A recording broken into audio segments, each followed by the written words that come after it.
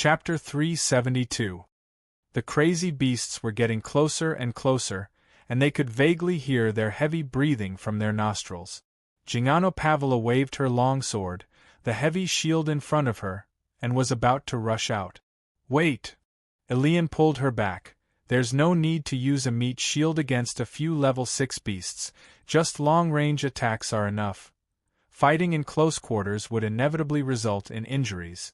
Although Slya, a nature magus, could cast healing spells, she couldn't just fight head-on.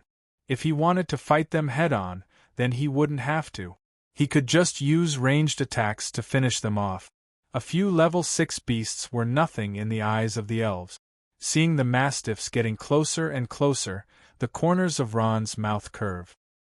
He raised his hand slightly, and a black soul force surged out. Frost Nova. With a whoosh, the surrounding temperature suddenly dropped a few degrees, causing everyone to involuntarily shiver. The level 6 mastiffs suddenly froze, and the cold spread. In just a moment they were firmly sealed in ice. "This is..." All the elves were shocked. "Why aren't they moving? Who did it? Who sealed them in ice? Slya, was it you?" Everyone was shocked, but Slya had a blank look on her face. At this time, Ron smiled and waved his hand lightly. Explode. Bang. Bang. Bang. A series of explosions sounded, and the 8 level 6 mastiffs exploded one after another under the surprised gazes of the elves, turning into 8 piles of minced meat. Clean and efficient. The scene in front of them stunned everyone. They looked at the broken corpses on the ground, their mouths wide open, speechless.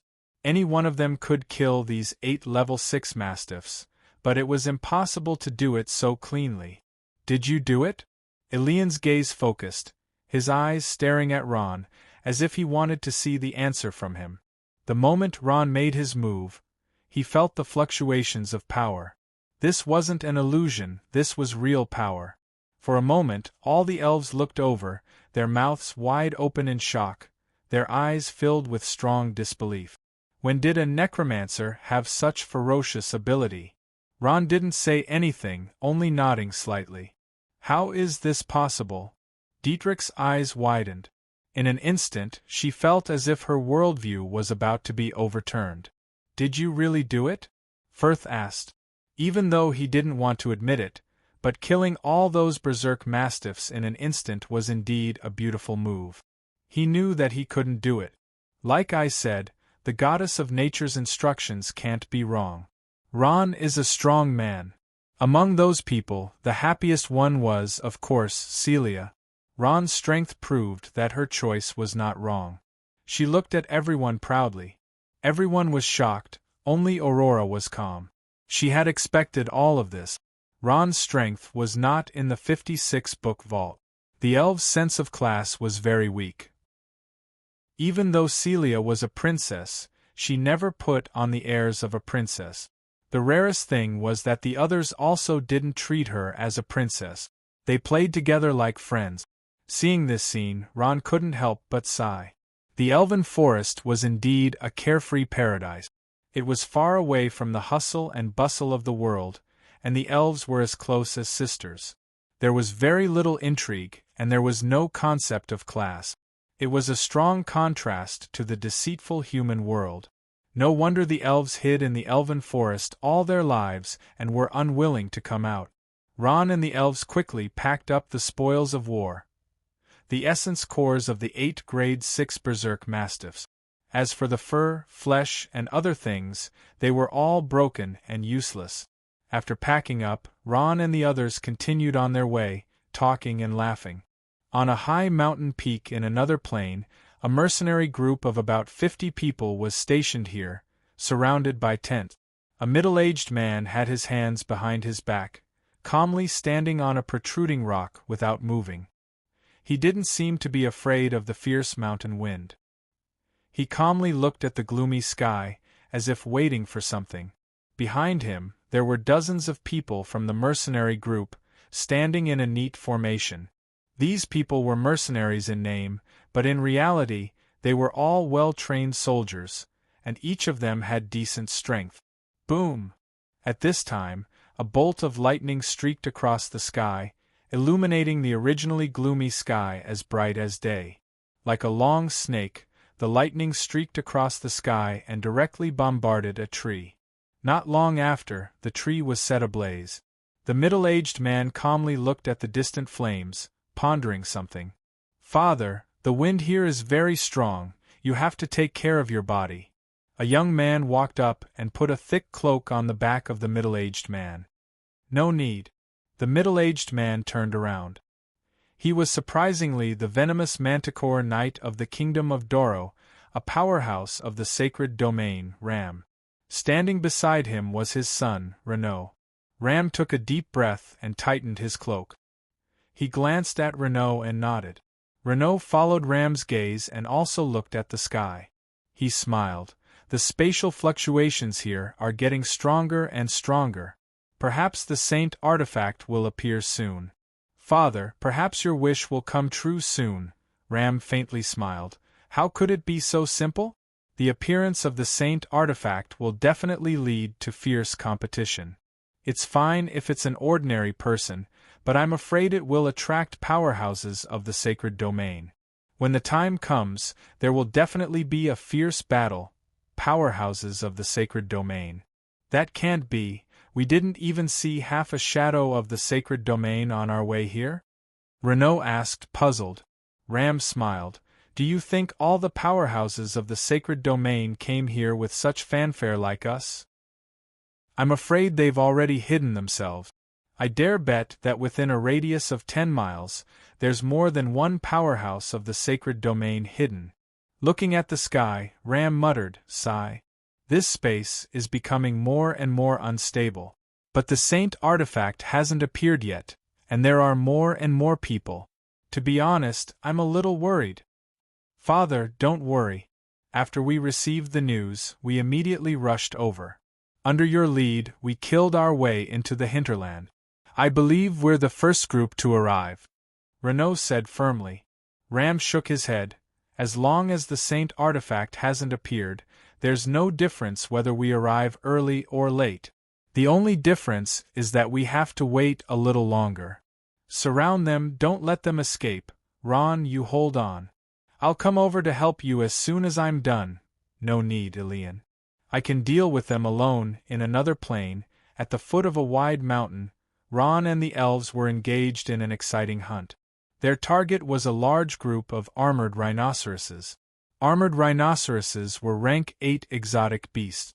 They had thick and sturdy leather armor and large horns on their heads. They were adept at water magic and were at the peak of rank 8. There were dozens of armored rhinoceroses in this group, and they seemed to have gone crazy as they rammed everywhere. The powerful impact made the blood elf knight Opavala tremble in fear. Chapter 373. With the strength of the elves, of course, they were not afraid of the rhinoceroses. But without Ron, they would not have been able to do it so easily. It was impossible for them to do such a large-scale siege without the participation of Ron's skeleton army. Underworld novel Opavala took the lead. As a blood elf knight, she was always at the front. She used her not-so-tall body to block the attacks of the armored rhinoceroses. She held a long sword in one hand and a huge shield in the other as she fought fiercely with an armored rhinoceros. Another elf called Dietrich was an elementalist. This was a profession that only the elves had. She could summon elemental spirits to fight. She chanted in a low voice and summoned a fire elemental spirit. The fire elemental spirit floated in the air. It had a fat body and long arms. Its eyes, ears, mouth, and nose were all yellow. It did not have a lower body, but its lower body was a raging fire. Every time it attacked, it would spit out a large amount of flames, burning the rhinoceroses until they screamed. Ike turned into a bear. His roar increased everyone's attack power. He stood on 2 legs and slapped the rhinoceroses with his huge bare paws, biting them. Firth was very fast. His body appeared and disappeared among the rhinoceroses. Every attack he made was aimed at the rhinoceroses' weak points. Aurora was not idle either. She held a longbow and pulled the bowstring into a full moon. Magic arrows shot out from the rhinoceroses. The elves' attacks opened Ron's eyes. Compared to humans, some elves' professions were unique and could not be imitated.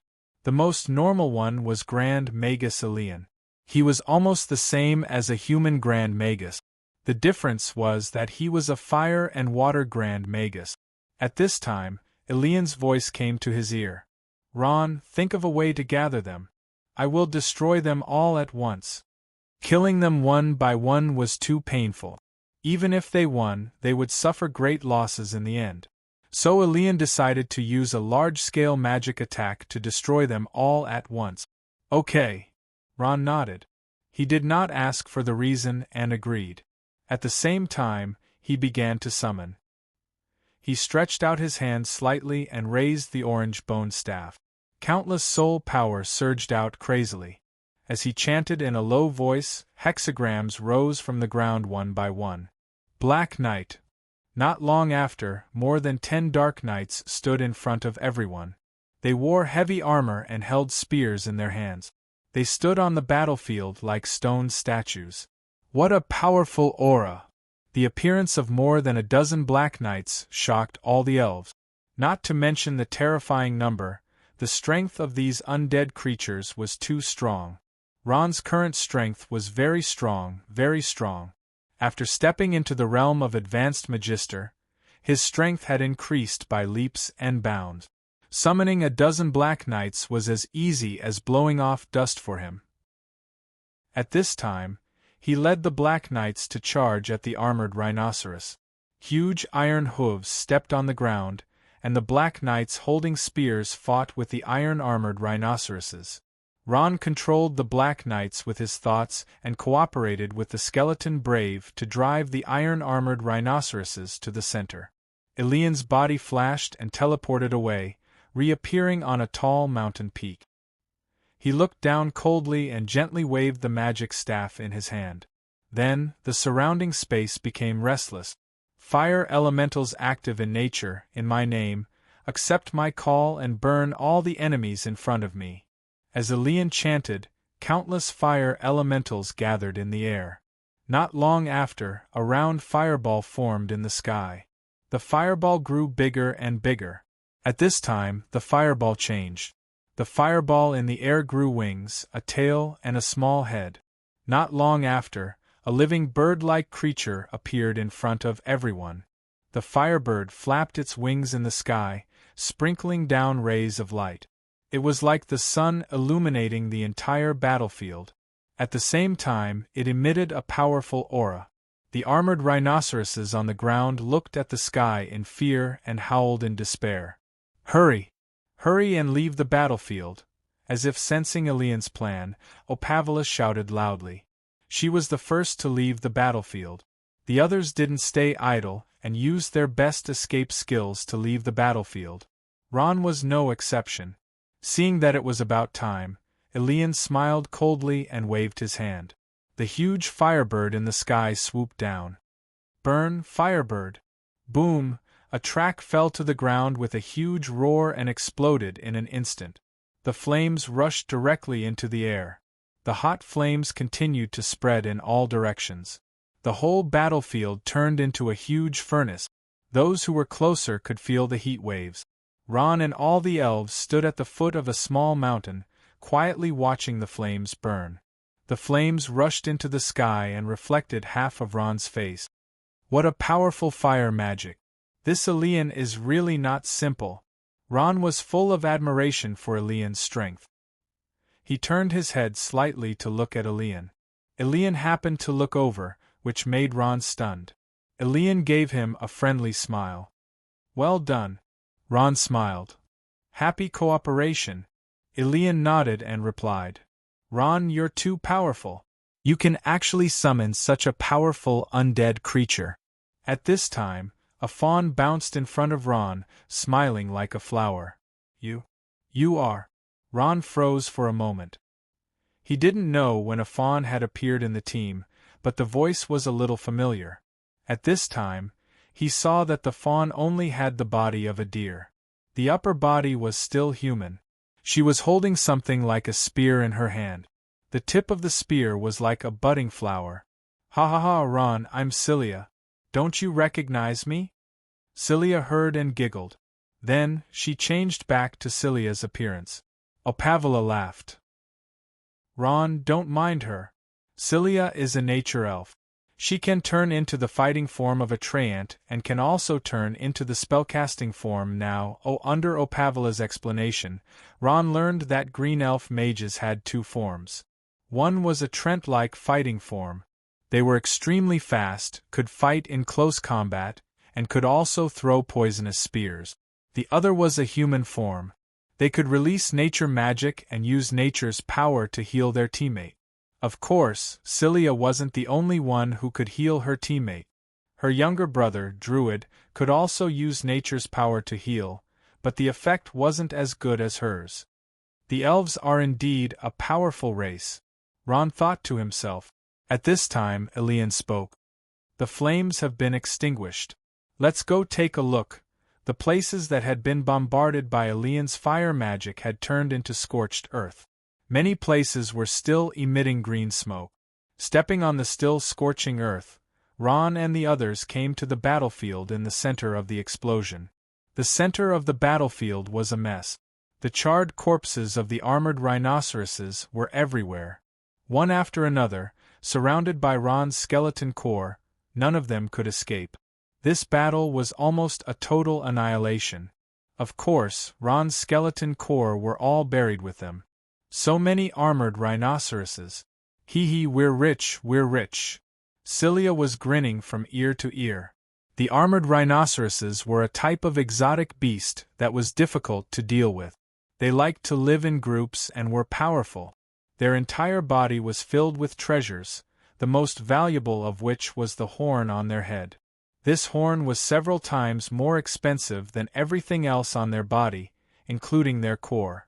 It was an expensive material that was difficult to find in large material stores. It could be found in the black market, but it was basically priced at a sky-high price. Elian, Opavila, and the others also smiled. Although the elves were extremely arrogant, they weren't monsters that didn't eat the food of mortals. Although they didn't care much about money, they were still very happy if they had it. The 8 of them split up and cut off everything that could still be used for horns from the armored rhinoceroses' corpses. Of course, this included the most pornographic materials, valuable horns. When they were done, the sky was completely dark. Let's go, let's find a place to rest, Elian said with a frown as he looked up at the sky. The 8 of them packed up everything and then followed Elian to a place at the foot of the mountain that was sheltered from the wind. They set up camp and soon a fire was lit. Ron, here. In front of the fire, Opavila, who was sitting beside Ron, handed something to him. It was a fruit from a plant. She motioned for Ron to eat it. What is this? Ron took a bite. It was fresh and sweet in his mouth, and the fragrance overflowed. Only then did he notice that all the elves were eating this.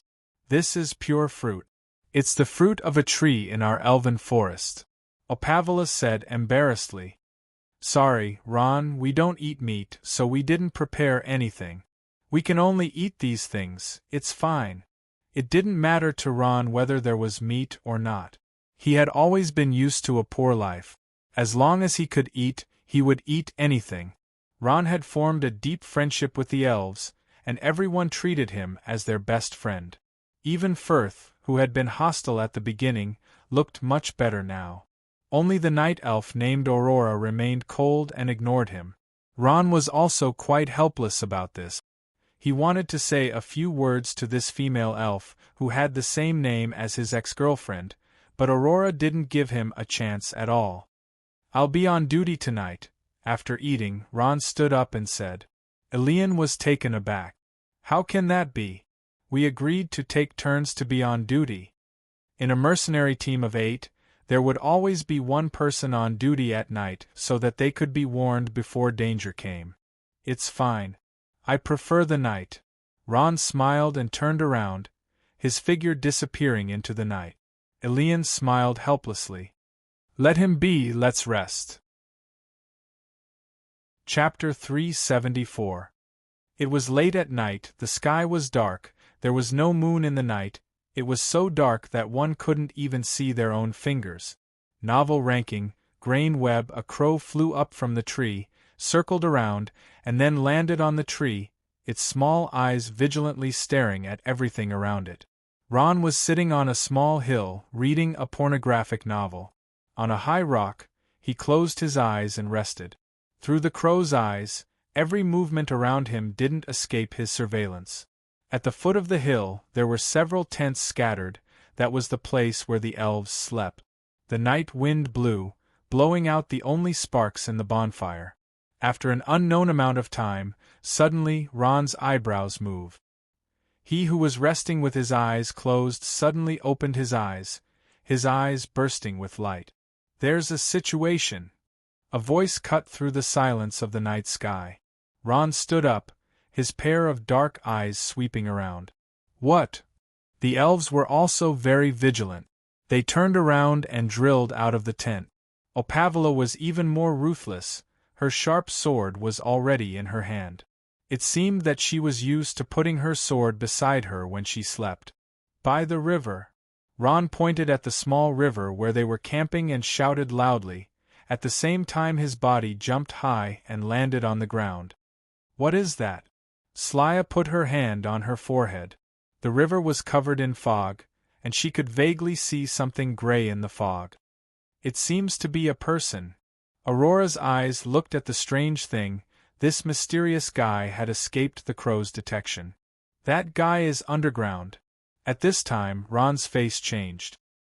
He raised his hand, a bone spear suddenly appeared in his hand, and he fiercely stabbed the ground below him.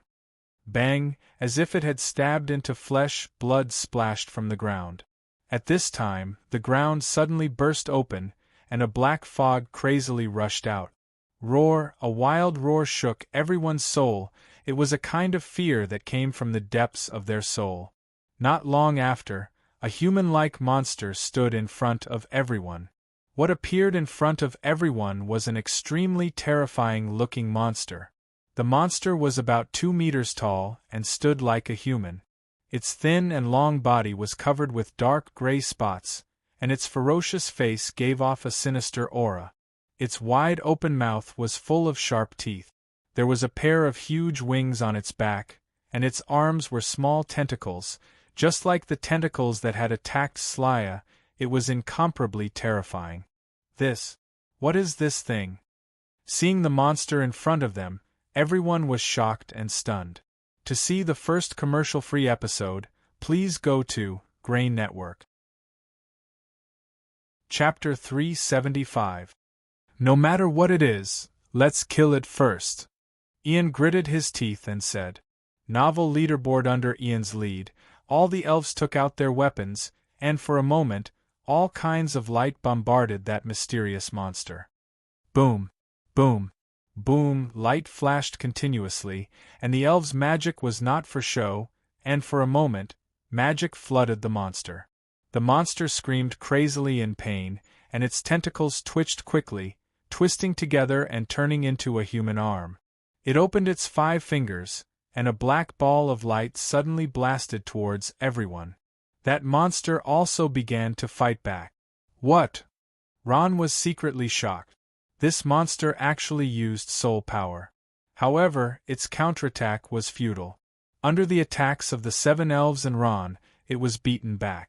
They're so strong. At this moment, the monster's eyes were full of fear.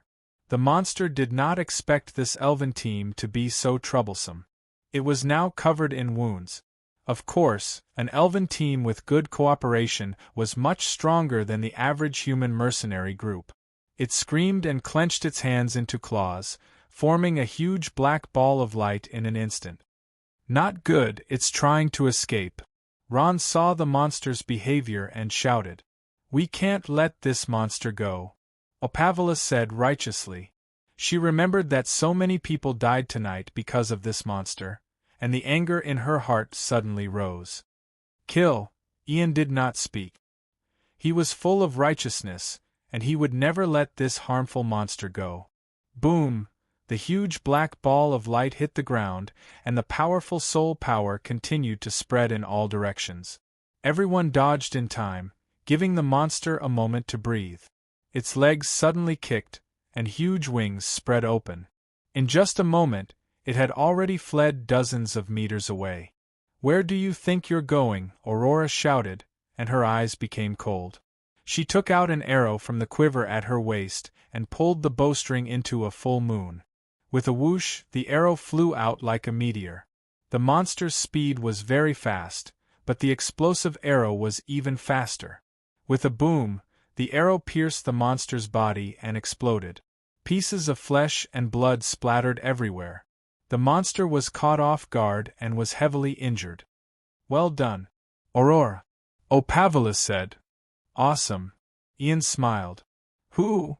The monster suddenly turned its head and stared at Aurora with its blood-red eyes. It was as if it wanted to remember her in its heart, and its eyes emitted a strong hatred. "I will come back and kill you. I will definitely." The monster screamed crazily and disappeared into the night sky. "What?" Everyone was stunned. The monster was the first to speak, which meant, "He's not a beast, he's a magical beast." Rian took a deep breath and said, "That's right, he's an intelligent creature." Celia also said, "He's different from those crazy beasts. If we let him escape, there will be no end to our troubles." "Let's chase after him," Dietrich said. The 8 of them quickly chased after the monster, but they couldn't even see the monster's shadow.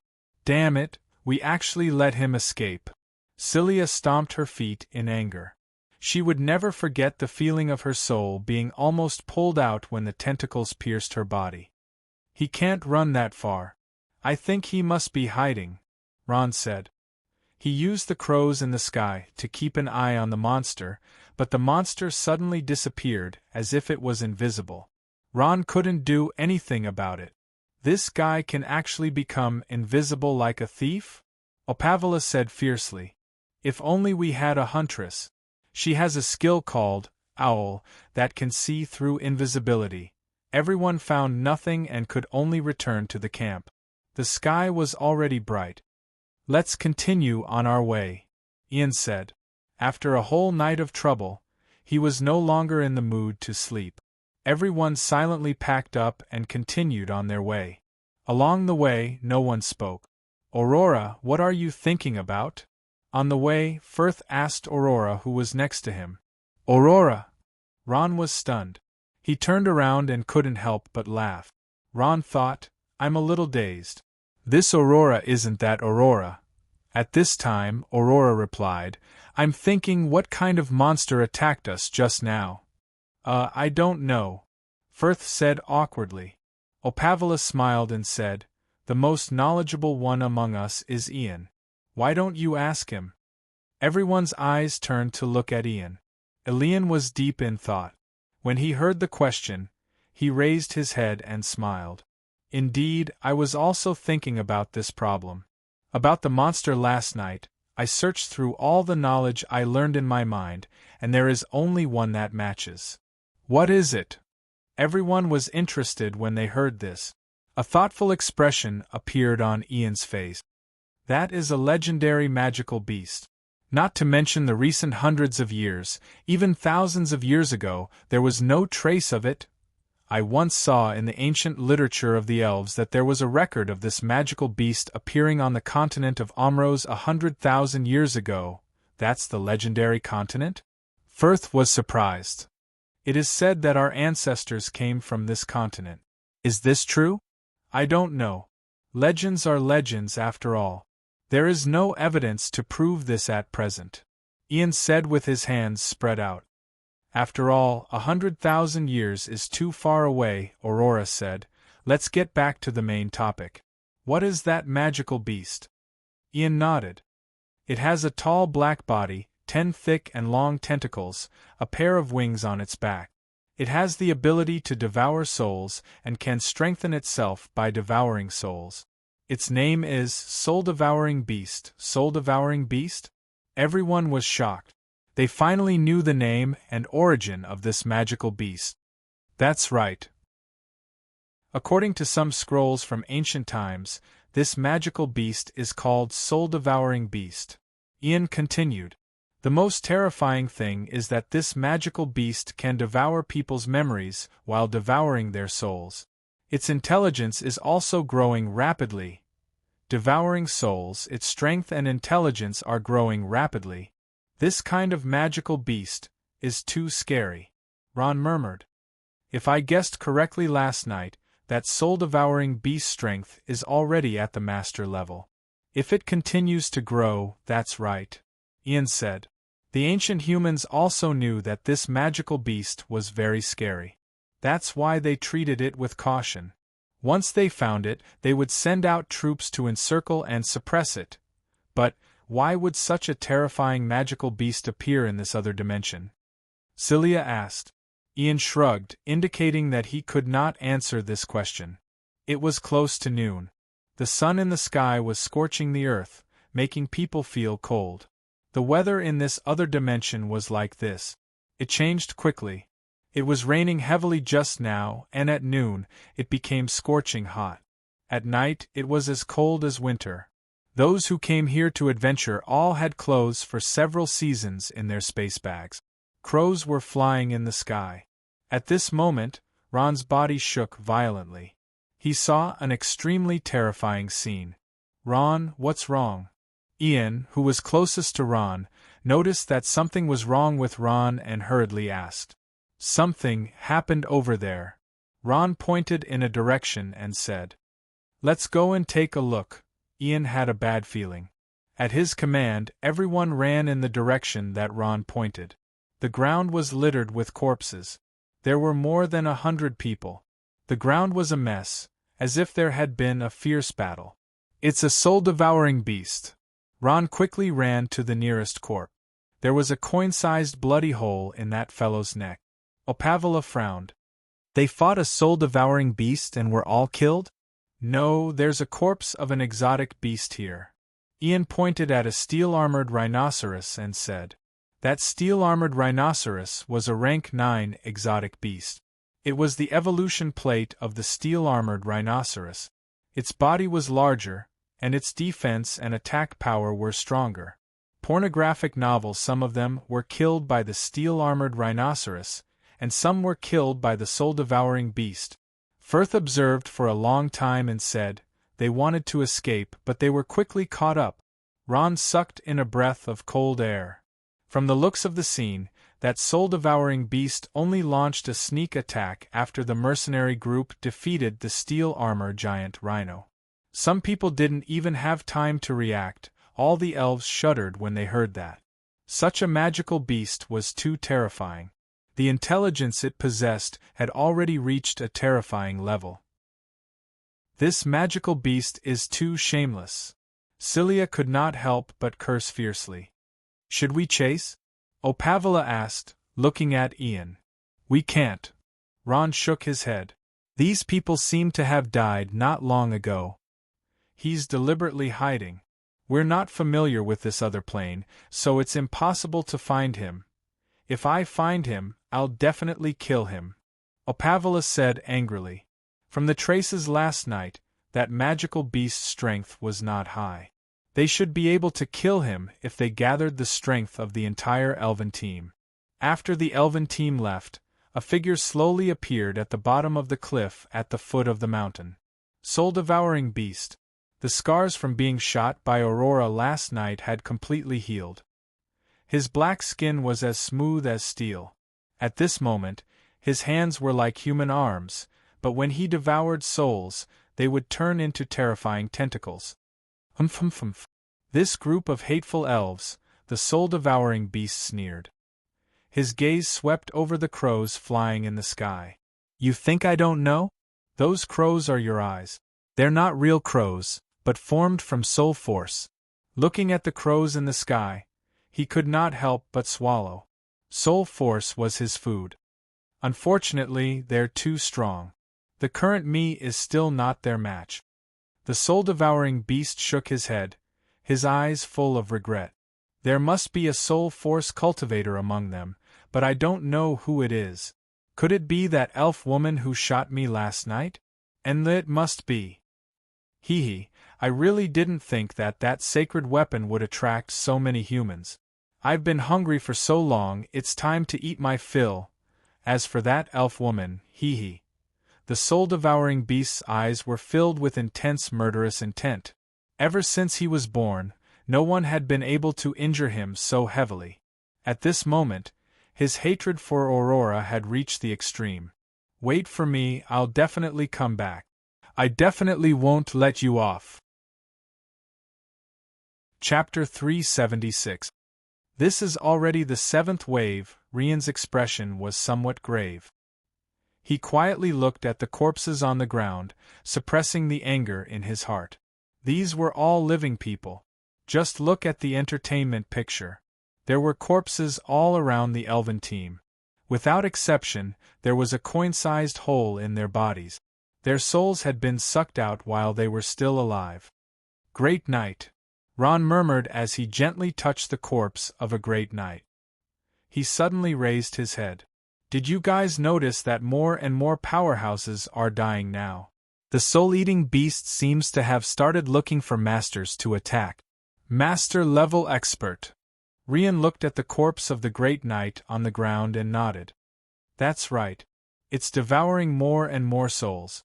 Its strength is getting stronger and stronger.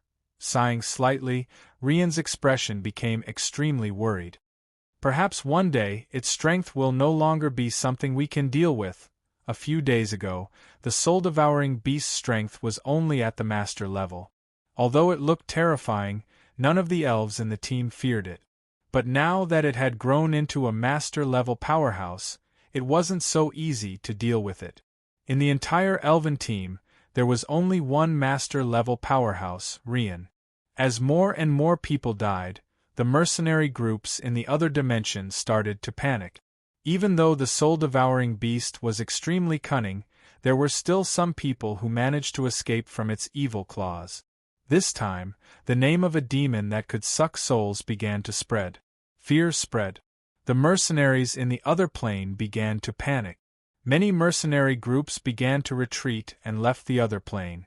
In an instant, more than half of the mercenary groups in the other plane withdrew. Facing the soul-eating beast's rampage, the elves had no way to deal with it. Now that the soul-eating beast's strength had increased, they were also very worried. On the vast grassland, a figure was running wildly. He kept looking back with an extremely frightened expression on his face, as if something was chasing after him. It was a middle-aged man. He was wearing mercenary clothing and his body was covered in blood. The weapon in his hand was nowhere to be seen.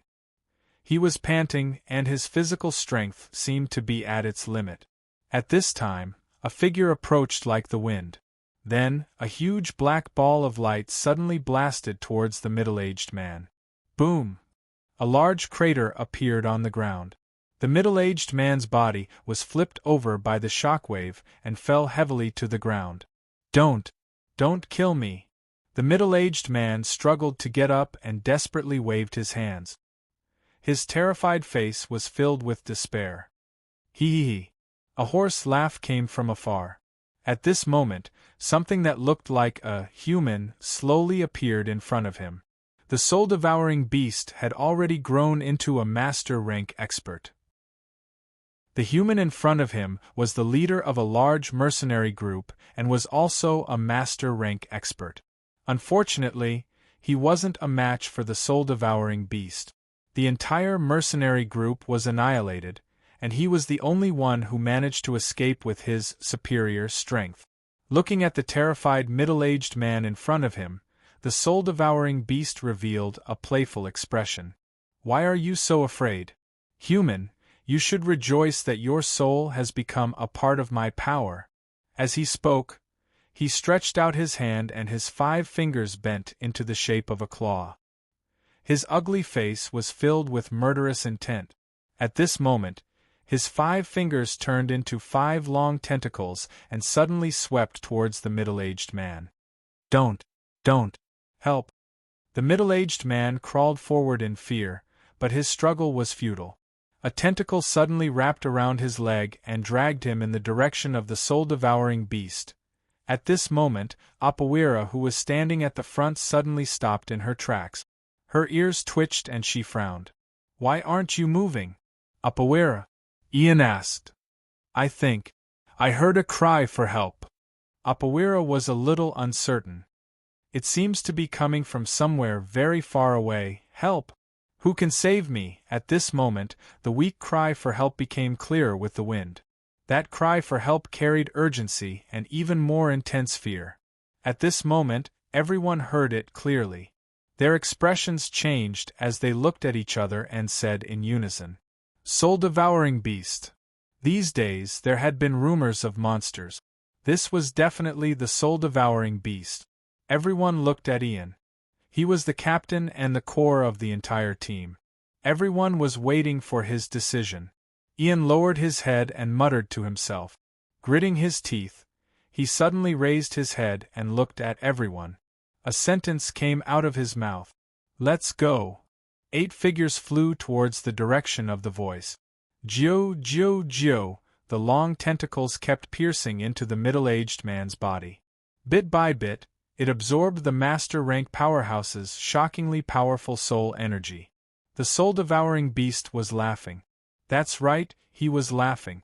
He didn't kill this prey in one go. Instead, he was toying with him. He enjoyed the feeling of a cat toying with a mouse. Demonic beasts were the same as humans.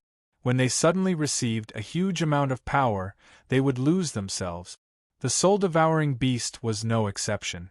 For several decades, he had always been in a state of hunger. He was weak and stayed in this terrifying foreign plane, suffering all kinds of humiliation from exotic beasts. Suddenly, so many human souls appeared for him to devour. In a short period of time, his strength rapidly increased, causing him to forget himself. This time, he didn't notice a crow quietly approaching from the sky. Suddenly, the soul-devouring beast raised his head vigilantly. He stretched out his hand slightly, and a black arc was instantly completed. Like a shield, he protected his body. Boom! A fireball exploded, but it was blocked by the soul-devouring beast.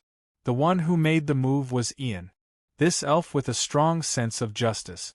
Seeing the soul-devouring beast wreaking havoc, he acted without hesitation. Opavra, Cilia, Eddie, Ron, Firth, Aurora, Dideli, and the others rushed over.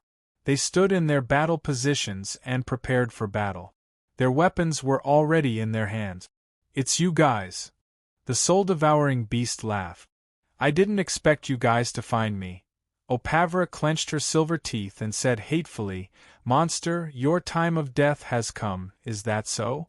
The soul-devouring beast gently turned around with a smile on his face. He spread out his hands and said, "How do you plan to kill me?" Save me. I beg you." At this moment, the middle-aged man seemed to have a final burst of energy. His dying eyes lit up with hope. He struggled to crawl towards the elf. "Save me, elves, I will give you a lot of money. I will give you all my money, save me, Screech." Before he could finish his words, a tentacle suddenly pierced into his back and rapidly devoured his soul. This time, it wasn't playing around. "Ah!" The middle-aged man's eyes widened. His outstretched hand froze in midair. Gradually, the light in his eyes dimmed. His head tilted and he lay on the ground, motionless. The soul-devouring beast smiled and took a deep breath. A joyful expression appeared on his face. What a powerful soul! The soul of a master-rank powerhouse is truly delicious. This scene caused the elves to be filled with shock. Ian's face darkened. "Damn it! I heard that you want to kill me?" The soul-devouring beast smiled. "That's good too. I also want to test my current strength, to what extent it has gone. Do it." Ian didn't waste any more words. He waved the staff in his hand. Without any incantation, a large fireball suddenly blasted towards the soul-devouring beast. Edge roared and transformed into a bear. Deidre summoned the wind elemental, a type of elemental creature that was very fast. The blood elf knight Opavila brandished her long sword and pounced towards the soul-devouring beast, while Aurora drew her bow to the fullest. Boom, boom, boom, powerful forces surged. The elves and the soul-devouring beast began a thrilling battle on the plains. Black Knight, Ron chanted an incantation and summoned the Black Knight. The huge Black Knight raised its legs and charged towards the soul-devouring beast. The soul-devouring beast forced the Blood Elf Knight, Aurora, and the Druid Edge back. The two were sent flying by its powerful force and fell heavily on the ground. Edge, are you all right? Slya didn't forget to ask as she released her nature magic. I'm fine. Eki stood up shakily and let out a low roar before charging towards the soul-devouring beast once again. Slya hurriedly cast a nourish spell on him, and Eki's work began to recover at a speed visible to the naked eye. You're the one. The soul-devouring beast grinned. He stretched out his hands and his 2 arms turned into 10 tentacles. They swept forward fiercely. His target was the Black Knight. After repelling 2 close combat professions, the soul-devouring beast only had the Black Knight by his side. Naturally, it was the best target for him to absorb. Seizing this opportunity, the soul-devouring beast attacked. The 10 tentacles coiled around the Black Knight. The sharp bone spikes at the tip pierced into the Black Knight's body. The powerful tentacles lifted the Black Knight's heavy body high up in the air. The soul-devouring beast felt that something was wrong as soon as it started absorbing. Not a single soul was sucked out from the Black Knight. Damn unlucky. It's actually an undead creature without a soul. The soul-devouring beast cursed hatefully and released the tentacles that were wrapped around the Black Knight. The soul-devouring beast had let the Black Knight go, but that didn't mean that the Black Knight had let it go. With such a close distance, it was the best opportunity to attack. Under Ron's instructions, the Black Knight's eyes lit up with a green glow. Its long lance slashed down fiercely. Swish, swish, swish, the soul-devouring beast's 10 tentacles were all severed. Good job, Dirty Novel. Good job, Ron. Ron, you're awesome. Chapter 377. Damn it. The soul-devouring beast was in pain. Although his tentacles could grow out again, the pain wasn't easy to endure. He growled and mobilized the soul energy in his body. The place where the tentacles had been cut off shook for a while, and the 10 tentacles grew out again. Damn it! He recovered. Opavra was shocked and angry. He has the ability to recover. We have to kill him completely, Rian said calmly. Deidre's almond eyes were frosty. Kill, the fierce battle continued. Countless spells, arrows, bone spears, and so on greeted the soul-devouring beast. Under the perfect cooperation of the Elven team and Ron, the powerful soul-devouring beast couldn't take it. Every one of them was a powerhouse. When they worked together, they were even stronger. Ron, who could use soul ignition, was even more unfathomable. The soul-devouring beast resisted with a trace of fear in his eyes. He finally understood how difficult it was to deal with this small but tyrannical Elven team. At this moment, he already had thoughts of retreating. Just you wait! The soul-devouring beast roared. He spread his wings and rose up. He wants to escape. Kill him in the air, the elves all shouted. Those who could release long-range attacks desperately attacked the soul-devouring beast in the air. They had to severely injure this guy. Hee, it's no use. The soul-devouring beast laughed strangely. He opened his arms and formed a huge shield. He blocked all of Rian's spells, Aurora's arrows, and Ron's bone spears. Damn it!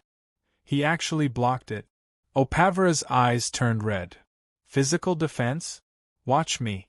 Ron snorted. He waved his hand and a green ball of light shot towards the soul-devouring beast. Death Coil. Death Coil was a dual attack of physical and soul. It ignored physical defense and directly attacked the soul. Boom! The death coil hit the soul-devouring beast. Just as everyone was secretly rejoicing, the soul-devouring beast suddenly shouted excitedly. Soul power, haha, this is all soul power. The soul-devouring beast desperately absorbed the power of the death coil with a joyful expression on its face. Such pure soul energy. So you're a soul cultivator.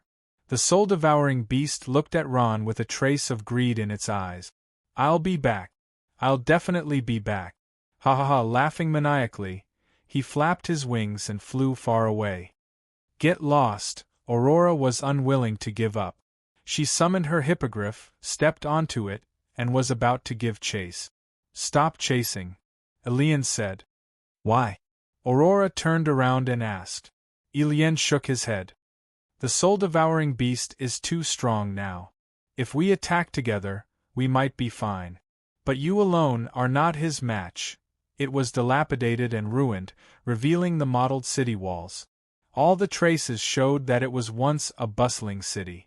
2 people and a bear walked quietly on the desert-like Gobi Desert. The sun in the sky roasted the earth. Grandpa, why are cities like this everywhere? Is this some kind of ruin? A pleasant voice asked. This is a different dimension. The white-bearded grandfather smiled. But I don't know where this place is.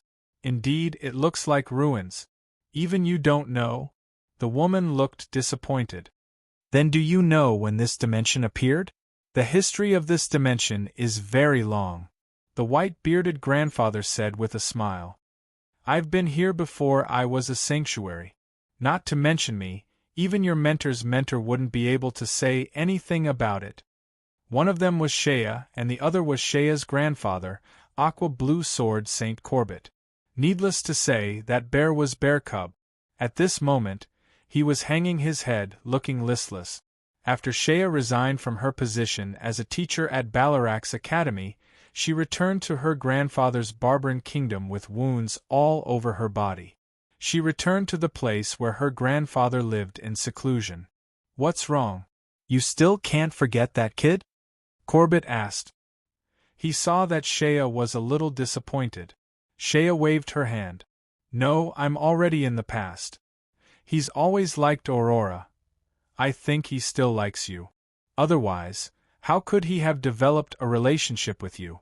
Besides, my granddaughter isn't bad either. She's a good match for that kid. Corbett said with a smile. Then, he changed the topic. Shea, don't take it to heart. Actually, men are like that too. To a real powerhouse, a few women are nothing. Thinking back, I was so flirtatious.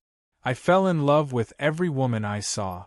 In the end, the elven woman I finally got my hands on, your grandmother, ran away in a fit of anger. I knew where she was, but I didn't look for her. Now, it seems like I regret it or she. These elves aren't like humans. They're stubborn and don't understand. Corbett said indignantly as if someone owed him money. Shea said, Grandpa, I think you still can't forget her. I heard from my father that ever since my grandmother left, although you didn't look for her, you didn't look for other women either. Although you didn't say it on your face, you've already admitted your mistake in your heart. You just can't let go of your pride. Corbett saw that Shea saw through his thought. He laughed a few times. I'm old. What pride? Even if I went to see her, she might not be willing to see me. It's not easy to enter the elven forest. Besides, your grandmother got married after she returned to the elven race. I don't want to disturb them, but you have to hurry up with Ron. There's nothing wrong with liking someone. Since you like him, you have to fight for it. What's the point of running away? Do you think you'll be fine after you resign from Platts? Corbett scolded jokingly. Ron is too unkind. I saved him when I was in the Barberline Kingdom. He knows that Shea is my granddaughter, but he treats you like this. Even if he's really my future grandson-in-law, I'll teach him a lesson before he does. Grandpa, I'm afraid the birth of the sacred weapon this time is already in your bag, right? Shea didn't want to talk about this topic. The more she talked about it, the more her heart ached. She immediately changed the topic. In my bag? It's still too early, Corbett said with a smile. The birth of the sacred weapon this time has caused such a big commotion. I'm sure a lot of old guys are here. Besides, I don't know what the sacred weapon is. If it's not a sword, then I'll have wasted my trip. No way. You can't use it, but you can't sell it for money? Shea asked in surprise. You can't, Corbett said with a smile. If it's not a weapon suitable for you, then, if there's a suitable person present, the unsuitable person will automatically withdraw from the fight. This is also the convention of the Noah continent. Every strong person in the sacred domain has to abide by. Fighting for sacred weapons only happens in pornographic novels, between suitable users. Shea's eyes widened. In other words, if the sacred weapon this time is a magic staff or scepter, you won't have anything to do with it. Well, yes. Corbett nodded and said with a smile, besides, if it's not a weapon suitable for you, who would fight to the death for it? At this time, Corbett's eyes narrowed. He stretched out his hand and waved gently. Whisper, Shea was smart. She immediately stopped talking when she heard this. She looked at her grandpa's serious face. After a while, she asked softly, Grandpa, what's wrong? Corbett smiled. It's nothing. I met an old friend. Looks like I have to go and say hello. At this time, two figures appeared on the distant horizon. The one in front was obviously an old magician. He was riding on a white horse, and beside him was a young man. The young man was following closely behind with a respectful look. Phelon, the fire wizard saint of the Roland Empire. However, he had been living in seclusion for a long time. In the Roland Empire, he was only a fire wizard saint in name. Since he did not accept any offerings from the Empire, he did not hold any position. He lived alone in a remote forest and was very low-key. Many people in the Roland Empire did not even know that there was such a fire wizard saint in the Roland Empire. Sir Phelon. Corbett smiled and took the initiative to greet Phelon. Isn't this Sir Corbett? Phelon smiled in a friendly manner. I heard that you have been missing for a long time. I didn't expect to meet you here. The reason why the two of them were friendly was because there was no conflict of interest between them. Although they were both here for the sacred weapon, one was a sword saint and the other was a wizard saint. One of them was destined to withdraw from the fight. Corbett looked at the young man beside Phelon. That young man looked simple and honest. He nodded and bowed as he followed behind them. Shea. This is the famous fire wizard saint of the Roland Empire. His strength is not below that of your Dean, Platz. Come, say hello, Corbett said to Shea. Sir Phelon. Shea bowed. Phelon was surprised. This is Platz's student. She already has the strength of a jockey. Not bad. She's my granddaughter. Corbett smiled. Then, his gaze fell on the young man beside Phelon. He hesitated and asked, This is, Sir Corbett, nice to meet you. Without waiting for Phelon to speak, that simple and honest young man bowed deeply. Please introduce yourself. My name is Ite Sola. You can also call me Ite. I am Sir Phelon's student in name, Ite smiled. But Sir Phelon has not officially accepted me as his student. It's like this. Phelon smiled bitterly. I met him not long after coming to the other plane. The moment he saw me, he wanted to learn magic from me. He asked me to give him a chance. I couldn't refuse, so I could only let him follow me. Teacher Phelon, I will work hard. Please believe me. Ite bowed again. Please give me a test. I will not back down. Phelon smiled. I really don't know what to do with him, Corbett said. Haha, Sir Phelon, congratulations on having a very good student. The two of them exchanged a few pleasantries and left. Looking at Phelon's departing figure, Corbett's eyes revealed a thoughtful expression. Grandpa, what's wrong? Shea asked. Nothing, but I keep feeling that something isn't right. But I can't put my finger on it. Corbett muttered to himself. I don't know why, but that young man beside Phelon gives off a dangerous aura. There's a killing aura on him. This kind of aura shouldn't come from a young man who has just become a disciple. Fa Lon has been living in seclusion for a long time. He might have forgotten how sinister people can be. Sigh, I hope I'm overthinking it. That young man. Shea smiled. Grandpa, I think you're overthinking it. Even if that young man's intentions aren't pure, so what? Can he cause any harm to Sir Fa Lon? Don't forget, Sir Fa Lon is a powerhouse of the sacred domain. Chapter 378. Rolling yellow sand covered the sky. This was no longer the Gobi Desert, but rather a desert. Grain-webbed two figures were walking slowly amidst the dancing yellow sand. I say, why are you doing this? Fa Lon could not help but ask after Yit had been with Fa Lon for 2 days. When Yit heard this, he immediately knelt down in fear. Teacher Fa Lon, did I do something wrong again? Fa Lon shook his head. You didn't do anything wrong. You didn't do anything wrong. You're very good. You're a friendly and low-key young man, which suits my temperament. If I were a few decades younger, I might have taken you in as a student, but now I'm no longer in the mood to take any more students. Teacher Fa Lon. Yit almost cried out.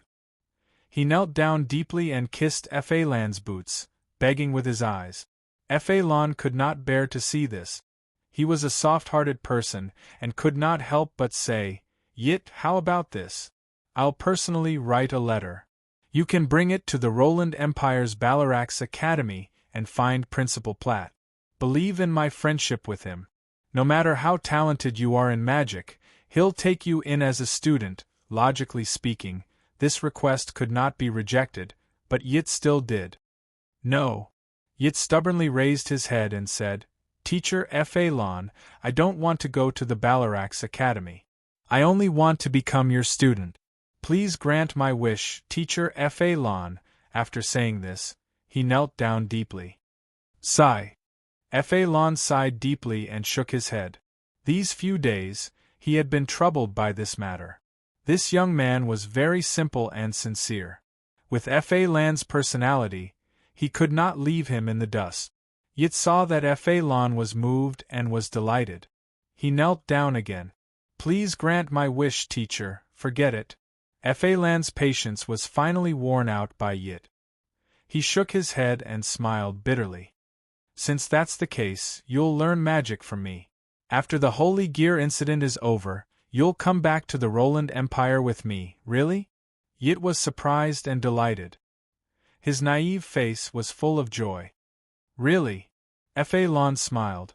From today onwards, you'll be my student. Thank you, Teacher Fa Lon.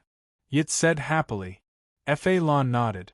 Then, let's begin the apprenticeship ceremony, now? It asked in surprise. Yes, now. Fa Lon said, You're my only student, so I don't care about etiquette. Just be casual. Thank you, teacher. Ite bowed his head respectfully with a smile on his face. At this moment, a glimmer of light flashed through his smiling eyes. Fa Lon did not see this light. He was pressing his hand on Irit's head according to the original plan. This was part of the apprenticeship ceremony. Ite, from today onwards, you are officially my student. As your mentor, I have the obligation to impart to you the purest magic knowledge. Just as Farlan was talking nonstop, E.T.'s voice rang out.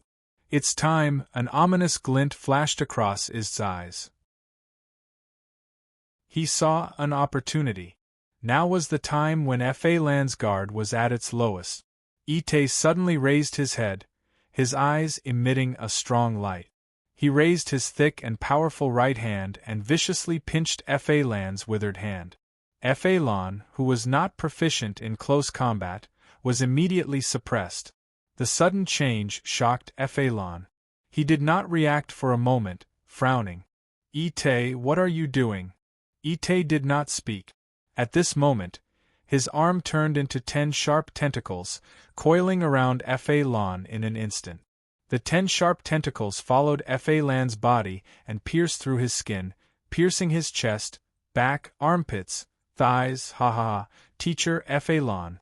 As your outstanding student, you no longer need to personally teach me. I will inherit your strength and become a powerhouse of the sacred domain. At this moment, Ite finally revealed the ferocious face of a soul-devouring beast, laughing wildly. At the same time, his 10 tentacles frantically absorbed Phelan's enormous soul force. Phelan's mind was dizzy. At this moment, he completely understood the pornographic novel. He finally understood.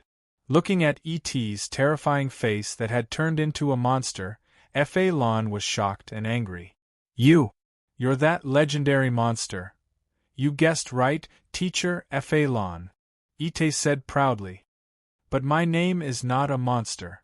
I'm a soul-devouring beast. By devouring the soul force of creatures, I continuously strengthen myself. Unfortunately, it's too late for you to understand now.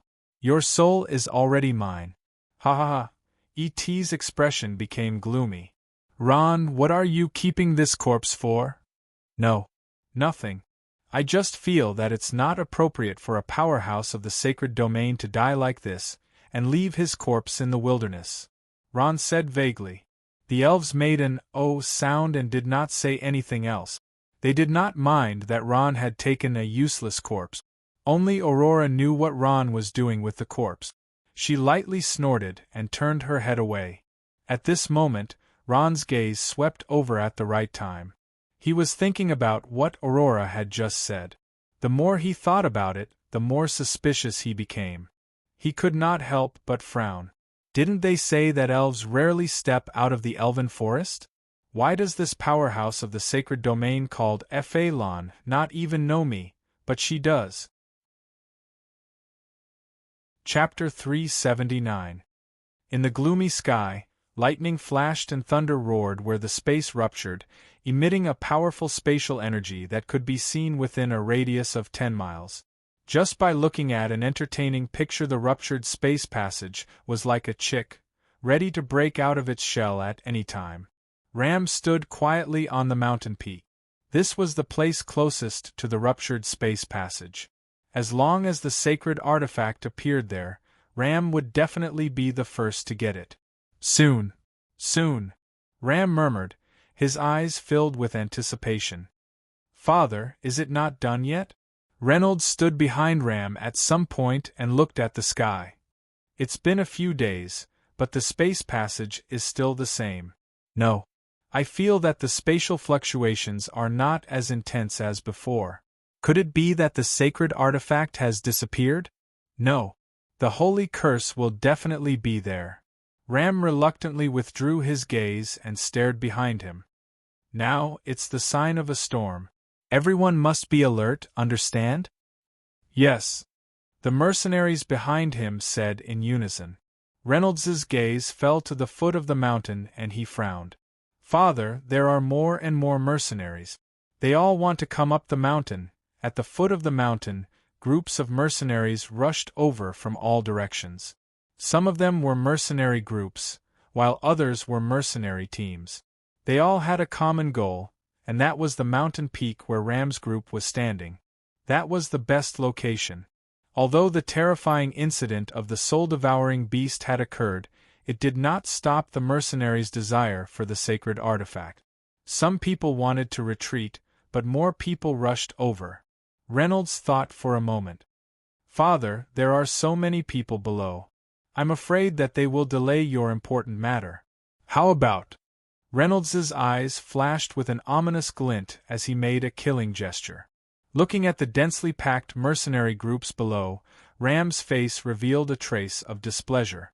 He thought for a moment and said, "There's no need for that. They are all from the major forces of the Noah continent. I have the strength of the sacred domain. If I kill them, it will cause public outrage.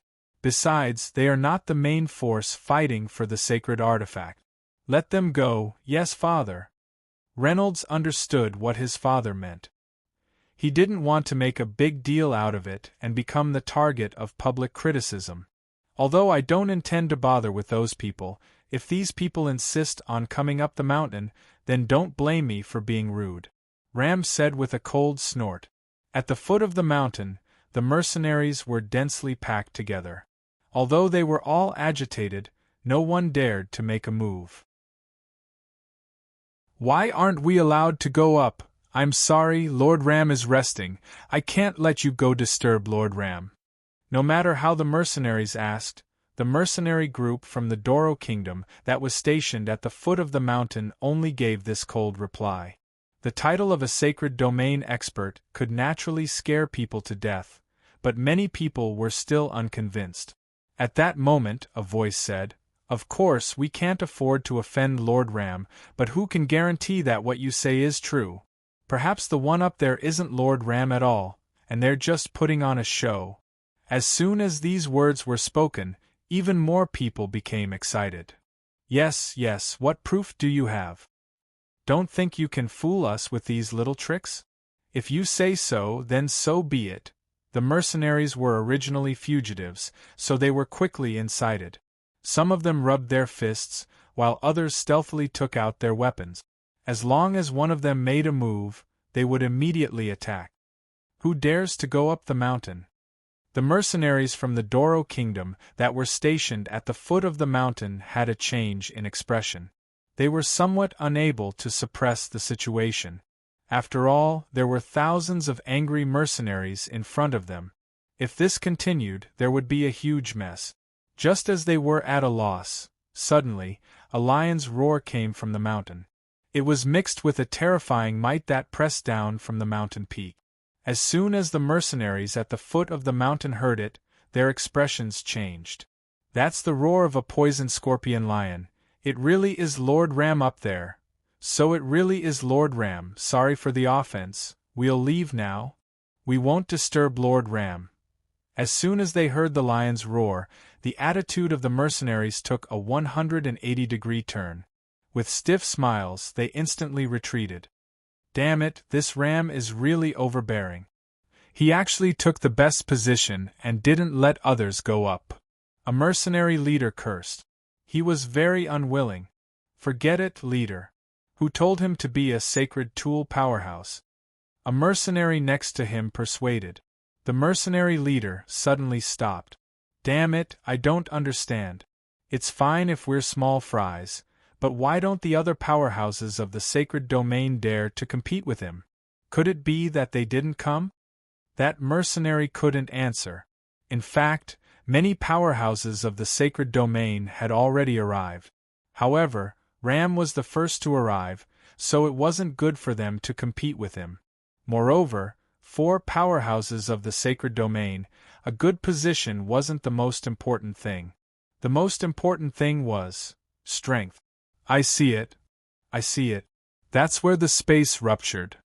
After a few days and nights of trekking, the elven team finally arrived at their destination. "So, the sacred tool appeared here?" Ron muttered as he looked at the violently fluctuating space in the sky. "Let's go, we'll go closer," Elian said. He felt that he was still a bit far from where the space ruptured. "Young Master Renaud, there's a team of elves at the foot of the mountain," a mercenary from the Doro Kingdom reported to Renaud. "Elves?" Renaud was shocked. The mission his father gave him was to monitor all races apart from humans. Apart from magical beasts that didn't use weapons, he had to pay special attention to beastmen and elves. They're not all elves. They're a mercenary team formed by 7 elves. There's a human among them, the mercenary said. "Let's go and take a look." Renaud rolled his eyes and said. Renaud followed the mercenary to the foot of the mountain. When his gaze fell on the only human in the elven team, he was stunned. "Isn't this Ron? How did he get together with the elves?" "No, I have to report this to Father first." Renaud gritted his teeth and quickly returned to the top of the mountain. "What? You said you saw Ron? And he was with the elves?" When Ram heard this, he was also shocked. Then, his face darkened. The scene of him being humiliated in the Orc Empire once again appeared in his mind. "Yes, Father." Renaud's eyes were filled with intense hatred. At this time, he lowered his voice. Father, we didn't have a chance in the Orc Empire, but now, he's fine. But those elves are a bit troublesome. Ram was worthy of being a sacred domain powerhouse. He quickly calmed down. As a higher race, the elves were not to be casually offended. He thought for a moment and asked, "Are you sure there's no sacred domain powerhouse among these elves?" "Yes, Father, I'm sure," Renaud replied with certainty. "Let's go." Ram's face revealed a sinister smile. Renaud also laughed. He seemed to have seen Ron die. "There's a sacred domain powerhouse in front of us occupying that mountain. We can't go forward," Firth reported after he heard the news. "Ah, so that's how it is. Then forget it." Rian shook his head, his face full of helplessness. Isn't it just a sacred domain powerhouse? So domineering," Celia said hatefully. No matter who heard this news, they would not be convinced. Ron said, "Forget it. Let's go." Just as the 8 of them were about to leave, a gloomy voice sounded in their ears. Hee, Ron, since you're here, there's no need to leave." Everyone suddenly came back. Ron's eyes widened. "Renaud, it's you?" The person who came was Renaud. Renaud's strength had already reached the level of a great swordsman. However, behind him stood someone even more terrifying than Renaud. It was the sacred domain powerhouse Ram. Lam just stood there and didn't deliberately release his aura, but this already shocked all the elves, and they secretly became vigilant. "Who are you?" Rian asked. At this time, he knew that he should stand up and speak. Ron was a member of their team. Ram still did not dare to offend the elves. After all, they were a higher race. Although the elves usually did not show their strength, they had more powerhouses than the entire human world combined. Hee. Elves. Ram smiled and bowed. "Can you hand this human over to us? We have some conflicts with him." "Of course, I have no ill intentions towards you." "Hand him over to you." Rian was surprised. He did not expect that Ron would actually offend a human powerhouse from the sacred domain.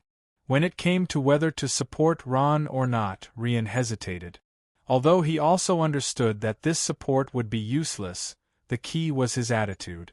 When Ron saw Ram and Renaud, he knew that things were bad. This was another plane, not the Orc Empire. There was no one here to support him. "Ha ha ha! Ron, you're dead today." Renaud laughed wildly, his eyes revealing a strong hatred. When he saw Ron, he thought of Kadena. After returning to the kingdom of Doro, Renaud interrogated Kadena in every possible way. But no matter how Kadena denied it, Renaud still believed that she had an affair with Ron. The narrow-minded Renaud almost went crazy. Now that the enemy had met, his eyes were exceptionally red. Facing Ron, Renaud finally could not hold back and made the first move. "Go to hell!" Renaud shouted. The long sword in his hand turned into a red light and fiercely blasted towards Ron. Ron was already prepared. The black fog on his body spread out, and he dodged Renaud's attack. Bang, bang, bang, bang. They fought fiercely. Though Ram's face sank. The mercenaries behind him rushed forward like wolves and tigers, joining the ranks of the people besieging Ron. "Rian, what should we do?" Slya was a little anxious. Although Ron would not be defeated for a while, if the sacred domain powerhouse Ram personally made a move, defeat was only a matter of time. Chapter 380. Black Night. The battle had reached its climax, and Ron had no choice but to summon the Black Knight. Sure enough, as soon as the Black Knight appeared, Ron's situation immediately changed. Although he hadn't taken the initiative yet, he was no longer passive. Library 56. Although he killed a few skeleton warriors, Reynolds didn't have much of an advantage. He gritted his teeth and shouted, "Everyone, kill this kid for me." Under his command, more of his subordinates joined the battle. However, Ron seemed to be at ease at this time. Necromancers weren't afraid of being besieged. Although Reynolds was a junior great swordsman, Ron didn't feel any pressure when facing a senior archmage necromancer. However, facing Ram, Ron couldn't stay calm. Fight? Or run? Ram put his hands behind his back, looking calm and unruffled. He respected his status, and this wasn't the time for him to make a move. Rian, quickly help Ron, Celia said anxiously. She was the one who found Ron, and along the way, Ron didn't become a burden. Instead, he helped the elven team a lot. Yeah, Rian, isn't Ron our partner? Opavala stomped anxiously when Ron was besieged. The powerful aura of a sacred domain powerhouse was oppressive, making it hard to breathe. Rian's body trembled. It wasn't that he didn't want to help, but the enemy in front of him was too strong. There was no way to defeat him. He had to plan for the team's safety. The strength of a saint-level expert made the elves extremely fearful. Of course, the elves also had saint-level experts, and there were many of them. If one of their elders was here, they wouldn't be afraid. Glancing at these elves, Ram smiled. His purpose of standing here was to intimidate these elves. As long as they didn't make a move, everything would be fine. But if they did in fact, Ram was also quite wary of the elves. There were many powerhouses in the elven race, and the number of powerhouses in the sacred domain exceeded the number in the entire human world. He wasn't sure if he and his family could withstand the anger of the elves if they made a move. Just as Elian was hesitating, one of the elves suddenly raised her head. Her face was filled with extreme anger. She took a deep breath and reached for the portal bag with her trembling hand. Clang! An arrow left the bowstring and went straight for the back of a mercenary from the Doro kingdom. The arrow with magic power pierced deeply into the mercenary's body and came out of his chest. That mercenary's body stiffened. His eyes were filled with disbelief as his body softened and fell to the ground. Everyone was taken aback by the sudden turn of events. Did Eli looked at the person who shot the arrow in disbelief. She didn't think that she would be the first to make a move. Aurora! You! The one who made the move was Aurora. After she shot the arrow, her nervous expression returned to normal. She didn't say anything.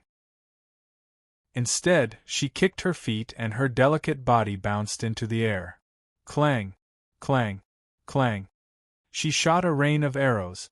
As if he had suddenly made up his mind, Eli calmed down and shouted, "Everyone, let's act together and cover Ron's escape." After saying that, he waved his staff, and a fireball suddenly blasted out.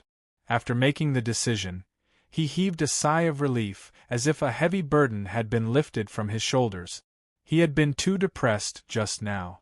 The elves loudly agreed. Opavala was the first to rush out. Holding a one-handed knight's sword, she cut down the nearest mercenary.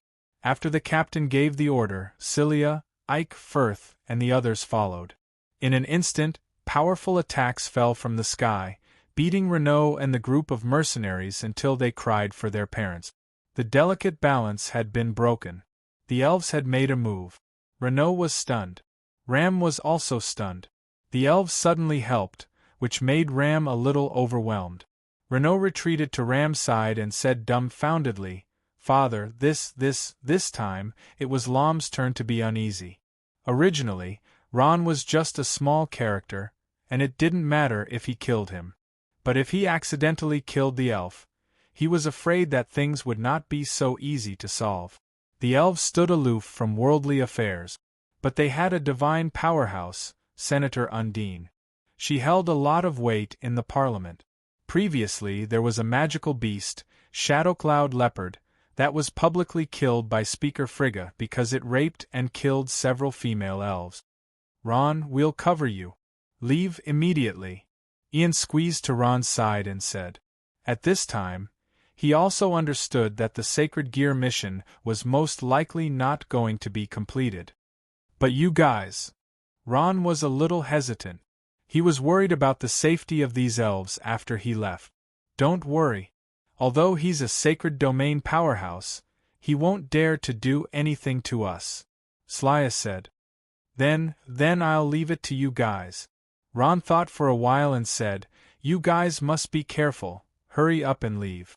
Once Ram makes a move, you won't be able to escape," Aurora said coldly. Ron looked at Aurora in shock. He nodded calmly. His body turned into a cloud of smoke and instantly fled. Where do you think you're going? Ram looked and said angrily. If he let this kid run away, where would he put his face in the future? Ram's body rose into the air and chased after Ron. Hurry up and stop him, Ian said anxiously. A large fireball rose into the air and chased after Ram's figure. Humph, at this time Ram couldn't care less. He snorted coldly and casually smashed down with sword energy. Boom, a powerful pressure descended from the sky. Ian's fireball was immediately scattered. The sword energy didn't stop and fell straight down. It hit the ground and made an earth-shattering explosion, blowing up the elves. What's going on? What a powerful force! Who released this force? It's a sacred domain powerhouse. It's a sacred domain powerhouse who made a move. Is the sacred gear born? The mercenaries began to talk, and the busybodies immediately rushed to the explosion site. In a dark corner, a figure muttered to himself, Ram, it's Ram's power. Why did this guy make a move? The sacred gear hasn't been born yet?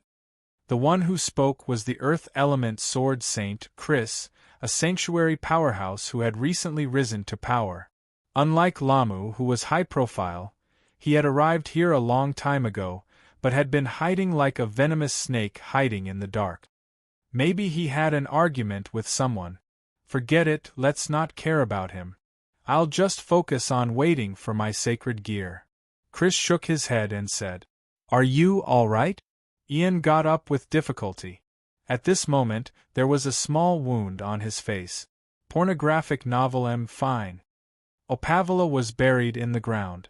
When she finally crawled out, she was covered in dirt. One by one, the elves crawled out. They were all injured.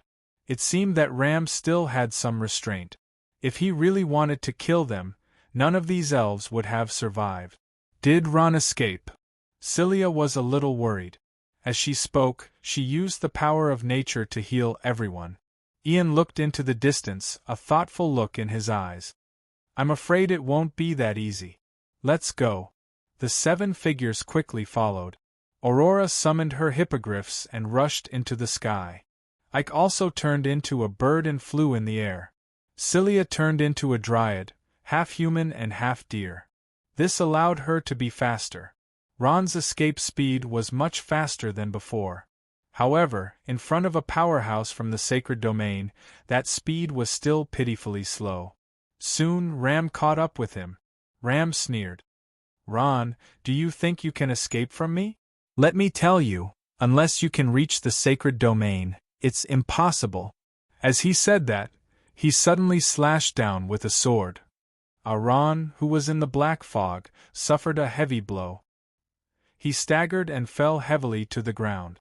Like a rolling gourd, he rolled a few times and hit his head on a rock. Blood flowed out. Ron groaned. He felt as if all the bones in his body had fallen apart. His whole body was in pain, and he couldn't get up for a long time. He run? Not running anymore? Ram landed and said. A long sword had appeared in his hand at some point. He walked closer with a sinister smile. Where's your prestige in the Orc Empire? Where did it go? Didn't strength value you very much? Why don't you call him over? Ram laughed.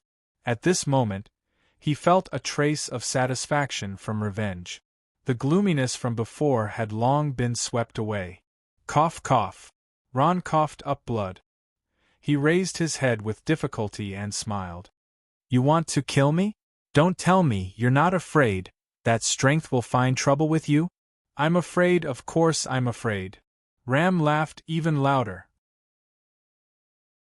He said proudly, but I still have to tell you, I've already pledged my allegiance to Master Hao Qin. So even if I kill you, strength won't dare to do anything to me. When Ron heard that, his heart suddenly sank.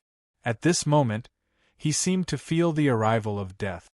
People who offend me never have a good ending. Ron, go to hell and reflect on it. Ram laughed wildly and raised his sword.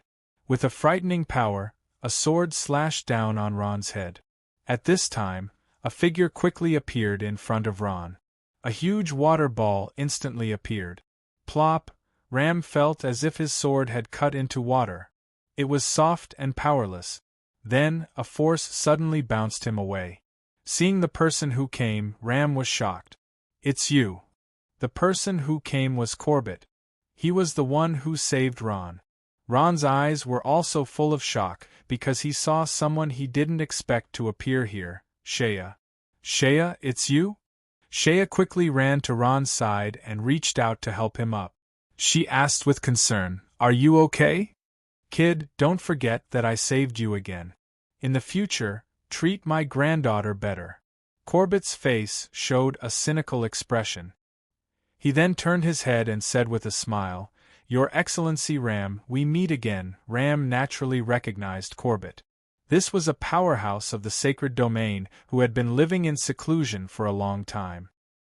He narrowed his eyes and sized up Ron and Shea before returning his gaze to Corbett. "Your Excellency Corbett, do you want to get involved in this mess?" Corbett smiled faintly. "I don't want to, but my granddaughter likes him and has given her body and mind to him. As her grandfather, I can't let her live like a widow, can I?" Shea's face flushed red, especially in front of the person she loved. She stamped her feet and shouted like a shy little girl, "Grandpa, don't talk nonsense." Ron's face also heated up. Corbett laughed. "Whether I'm talking nonsense or not, someone knows very well." Corbett turned his head and said with a smile, "Your Excellency Ram, maybe my grandson-in-law offended you, but can you give me some face and let this matter go? So, you're going to protect this kid to the end." Ram also understood at this time. He said coldly and slowly lowered his sword. "Could it be that your Excellency thinks I'm easy to provoke? Since your Excellency Ram thinks so, I can't do anything about it." Corbett smiled faintly, and a rusty sword appeared in his hand. Although he was smiling, his eyes were full of tit-for-tat. Ram's face sank and his clothes fluttered without wind. His body left the ground and gradually rose up. A powerful aura was constantly emitted from Ram's body, and the surrounding area became as hot as a furnace. Corbett was not to be outdone. His body flashed with blue light, and it was as if there was a substantial water-type, do-chi, flowing around his body. The two confronted each other, and the aura of both sides continued to rise. A battle between powerhouses of the sacred domain was about to break out. At this time, a loud sound came from the sky. It was as if the sky was falling and the earth was splitting. At this time, the trembling space began to collapse and crack. Boom! A white light passed through the shattered space and streaked across the sky like a meteor. Chapter 381. The sacred artifact has appeared, the sacred artifact has appeared. Everyone looked up at the sky, their faces full of excitement. Jade Lake e-book, what's that? Earth Sacred Swordsman Chris frowned. His eyes were fixed on the meteor flashing in the sky. Through the energy layer outside the meteor, Chris finally saw the true appearance of the sacred artifact.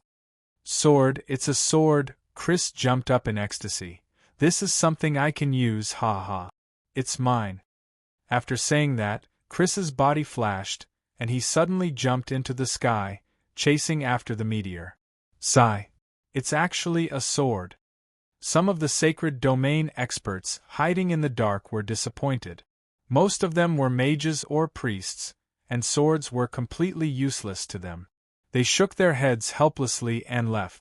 If there was no one else, perhaps they would also go and snatch it. After all, weapons were money, and they could be exchanged for a lot of black crystal coins. But now that so many sword-wielding experts from the sacred domain were rushing over, if they interfered, it would be equivalent to fighting with their lives on the line. The sacred domain experts would not do such a foolish thing. At this time, countless people went crazy, as if they had encountered a rare feast in 1,000 years. It's a sword. It's a sword I can use. Ram was so excited that his whole body trembled. Of course I'm not a bear, I'm a druid. After saying that, he turned into an elf. Bear Cub made an "oh" sound. Oh, so you're an elf, no wonder your smell is different. After saying that, his body also began to change, and he turned into a teenager of 14 or 15 years old. Magical beast transformation. At this moment, Bear Cub had mastered the trick of turning into a human. Ron smiled and took the initiative to greet him. Hee hee, Bear Cub, long time no see. I didn't expect you to learn how to speak, and even turn into a human. Big brother Ron. You saved me before, I haven't thanked you yet. The teenager tilted his head and said, but now I'm no longer called Bear Cub. The boy tilted his head and said, but I'm not called Bear Cub anymore. Sister Xia gave me a magical beast name, Coop. Hello, Coop. Ron smiled and greeted him. At this time, Opavila turned her head and asked, Ian, now that the sacred relic has appeared, should we hurry over? Yes, why wouldn't I? A smile appeared on Ian's face. Elder asked us to bring the sacred tool back. Since we're already here, we won't be satisfied if we don't take a look. Then let's go. Cilia said impatiently. She had long wanted to see what the sacred artifact looked like. Some things might fail if they tried, but doing nothing was destined to fail. Even though they knew that there were powerhouses from the sacred domain present, the mercenaries still rushed toward the place where the sacred artifact had fallen. The sacred artifact passed through space and drew a beautiful arc in the air. At this time, it was already more than 10 kilometers away from the place where the space had collapsed. Countless people rushed forward in a frenzy, startling countless exotic beasts. The exotic beasts and the mercenaries started fighting. At this moment, the sacred artifact's speed began to decrease, and it fell straight to the ground. Boom! The power that the sacred artifact originally carried caused an earth-shattering explosion. Huge waves of air rose more than 10 feet high, constantly spreading outwards. The mercenaries who were closer were immediately submerged by this power. Hee hee, these idiot. Is the power of the sacred artifact something you can touch when it just fell? Chris smiled. His figure wasn't slow at all. Facing the rolling waves of air, he headed straight for the center. Bah! A mercenary who was buried in the ground crawled out with great difficulty. At this time, a ray of light attracted his attention. This is a pornographic novel. This is. The mercenary was stunned. Not far in front of him, there was a shining longsword stabbed straight into the ground, exuding a powerful and holy aura. The body of the sword was engraved with mysterious patterns, and traces of lightning constantly twined around it. Sacred artifact! That guy cried out in excitement. He quickly got up and ran over, pulling out the sacred sword. Ha ha ha, I finally got the sacred artifact. The sacred artifact is mine. That kid was so happy that he danced with joy, holding the sacred sword and waving it around. The sacred artifact was snatched by that kid. Kill him and get the sacred artifact back. Kill him. The mercenaries immediately noticed that lucky kid and shouted one after another. For a moment, everyone in the surroundings rushed towards him with bloodshot eyes. That lucky guy widened his eyes.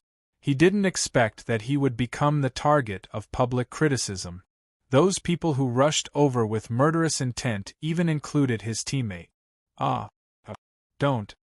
With a few swish, swish sounds, the first lucky guy who got the sacred sword was instantly dismembered.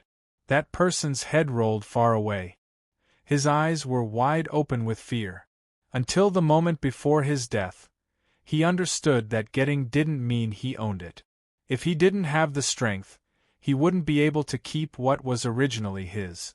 The sacred artifact is mine. It's mine. At this time, the mercenaries began to fight fiercely. At the same time, it caused a big fight. Countless broken limbs flew everywhere, and blood spilled all over the ground. Get out of the way, all of you get out of the way.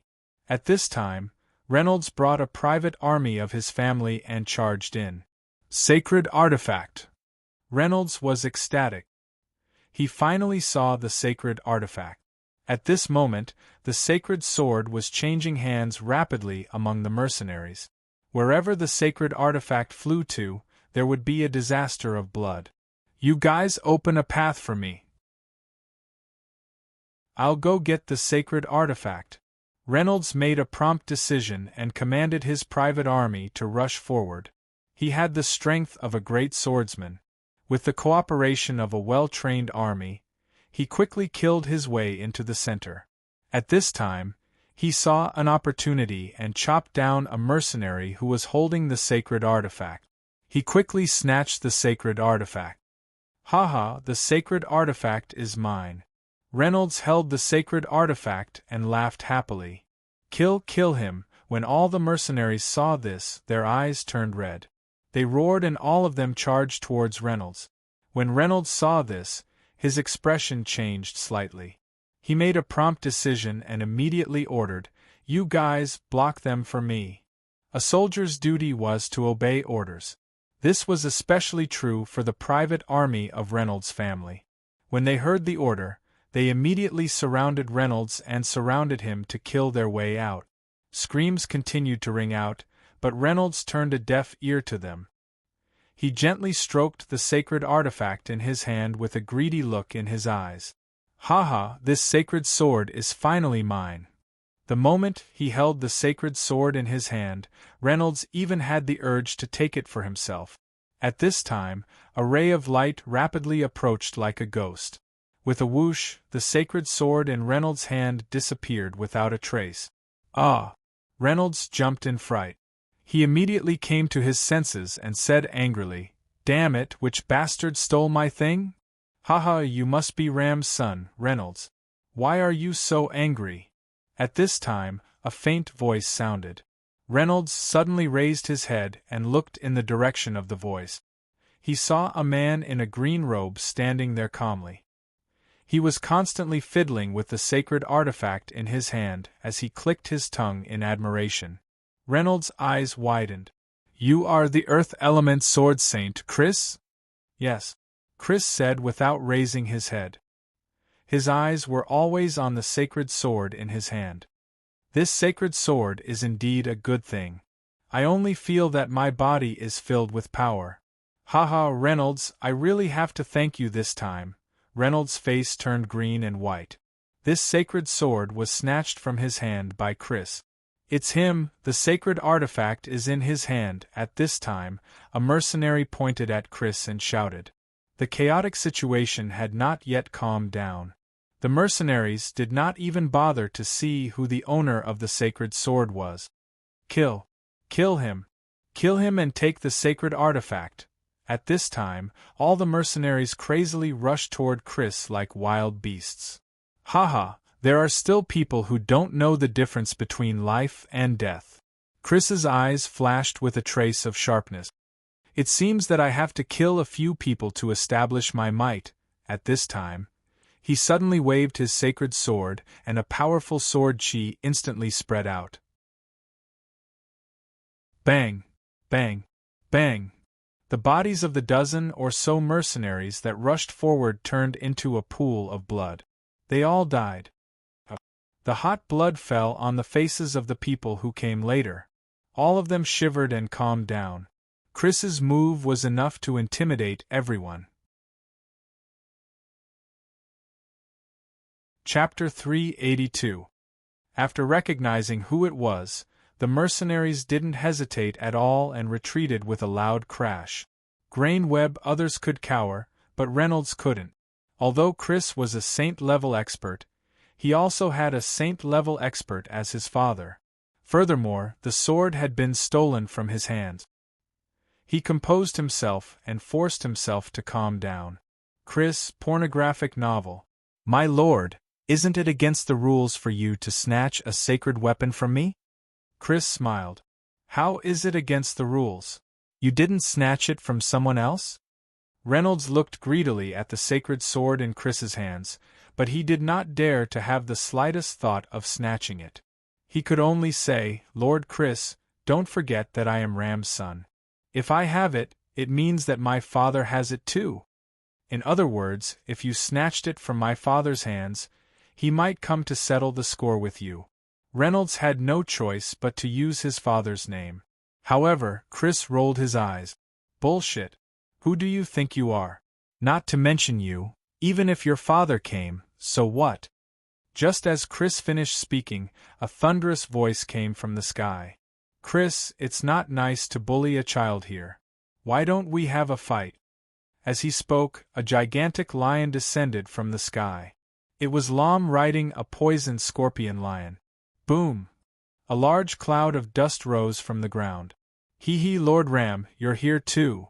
Seeing the poisoned scorpion lion Knight Ram appear, Chris immediately restrained himself and said with a fake smile, I was just joking with young Master Reynolds.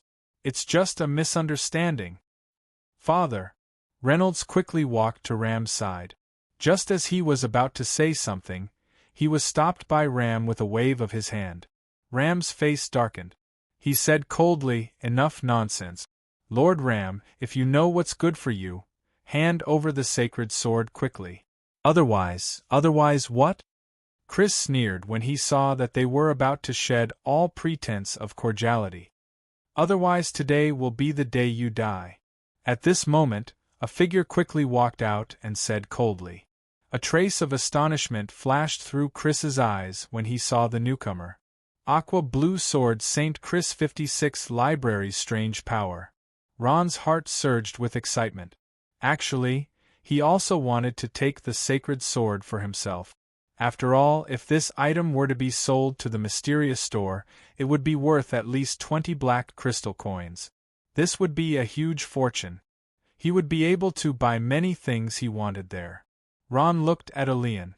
Logically speaking, this thing should be handed to him. He was the captain. Elian hesitated for a moment and shook his head. His meaning was clear. He wanted the holy sword, but he didn't have the ability to take it. Looking at the two sacred domain experts in front of him, Ron hesitated. Corbett definitely wouldn't try to snatch the sacred sword, but Ram might not. Ram's eyes shone with a fierce light, as if he was ready to pounce at any time. At this moment, another figure flew over from afar and landed on the ground. Ron recognized this person. He was Chris, an Earth Element Sword Saint. At this moment, he looked rather miserable. It seemed that the battle with the two sacred domain experts had consumed a lot of his strength. Chris smiled bitterly when he saw everyone looking at him. I'm just here to take a look. I don't want it. Although he said that, if there was a chance, Chris wouldn't let it go. Seeing that Chris had arrived, the situation became more complicated. Ram also lost his patience. He stepped forward on the poisoned scorpion lion and stared coldly at Ron. Ron, are you going to give it to me or not? Ron, even if you don't give it to me, don't give it to him. You can't trust his words. Corbett reminded. Holding the sacred sword in his hand, Ron felt a great pressure. This sword was like a hot potato. He couldn't keep it, but he couldn't give it to anyone.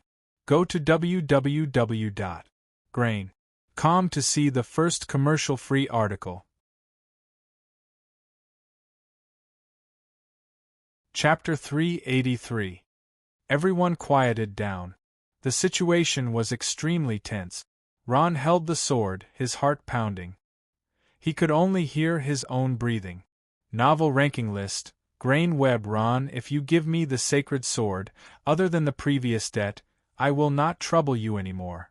I will also give you 100 million gold coins. Hee, I forgot to mention that I was the one who issued the mission. Ram said pleasantly. Ron glanced at him and seemed to be moved. At this time, Ram finally lost his patience. He snorted, Since you don't want to give it to me, then don't blame me for being impolite. With that, Ram clamped his legs and rushed over on the poisoned scorpion lion. At this time, Ron's heart trembled. He finally made a decision. Here you go. With a loud shout, he threw the sacred sword in his hand. Ron did not throw the sacred sword to anyone else. It was Collint from the Cur 56 book vault. Ram was not angry. He had a smile on his face. I believe he has noticed it too. Corbett was flying quickly towards the teleportation point. After an unknown amount of time, he suddenly felt his head turn black. His body felt weak and he almost fell down. What's wrong? Corbett was shocked. He checked his body and immediately understood. Damn it, I've been poisoned. This damned ram. He did not even know when he was poisoned. At this time, he quickly tore open the leather pants on his feet. He saw that the place where the poisoned scorpion lion had stabbed was swollen. Because he was flying at high speed, his blood flow was faster and the poison had spread. It was impossible to continue flying. Corbett thought quickly and landed on the ground. This was a forest. Most of the trees had withered. Only a few stubbornly survived. Corbett found a secluded place and sat cross-legged. He used his powerful Do Chi to force the poison out. After an unknown amount of time, Corbett forced out more than half of the poison. At this time, he heard a voice. Are you sure he's nearby? It was Chris's voice. That's right, I believe he can't have run far, Ram said. The two of them walked over side by side. The poisoned scorpion lion walked in front and looked around cautiously. They actually found this place? Corbett was shocked. He had been hiding his aura the entire time, but he didn't expect that they would still find him. Go. I can't stay here any longer. Corbett made a prompt decision. He immediately stood up and disappeared into the forest. At this moment, Ram's venomous scorpion lion stopped in its tracks and sniffed around before growling in a low voice. Huh! Ram exclaimed. Chris frowned. What's wrong? Nothing? Corbett, that old guy, just passed by here. Ram snorted coldly and said, but he seems to know that we are here and has already left. He can't have gone far. Let's chase after him. Chris's eyes were cold. The sky gradually darkened. Ron and the team of elves set up camp at the foot of a leeward mountain. There was a bonfire in the campsite. Shea sat beside the fire and kept looking back. Her eyes were filled with worry. Don't worry, Shea. Grandpa Corbett is very strong. He should be fine. Ron comforted her. I hope so. Shea nodded. At this moment, Slaya's pointed ears suddenly twitched. She shouted, Who is it? Whoosh! A person appeared from behind the forest. His face was haggard and his footsteps were unsteady. It was as if a gust of wind would knock him down at any moment. Grandpa! Shea was shocked. She hurriedly ran over to help him up. You're hurt? Seeing that it was Corbett, Ron also ran over to help. Elian glanced at Ron. He pondered for a moment and said, Since it's a pornographic novel, Ron's friend, Slaya, go and treat the sword saint. Slaya replied with an oh and stood up. No need. Corbett smiled. I'm not hurt. I've been poisoned. Poisoned? Everyone was shocked. Corbett's thigh was almost twice as swollen. Black blood kept oozing out of the wound. Did Ram do this? Ron thought about it and immediately understood. Corbett nodded. I need a quiet place.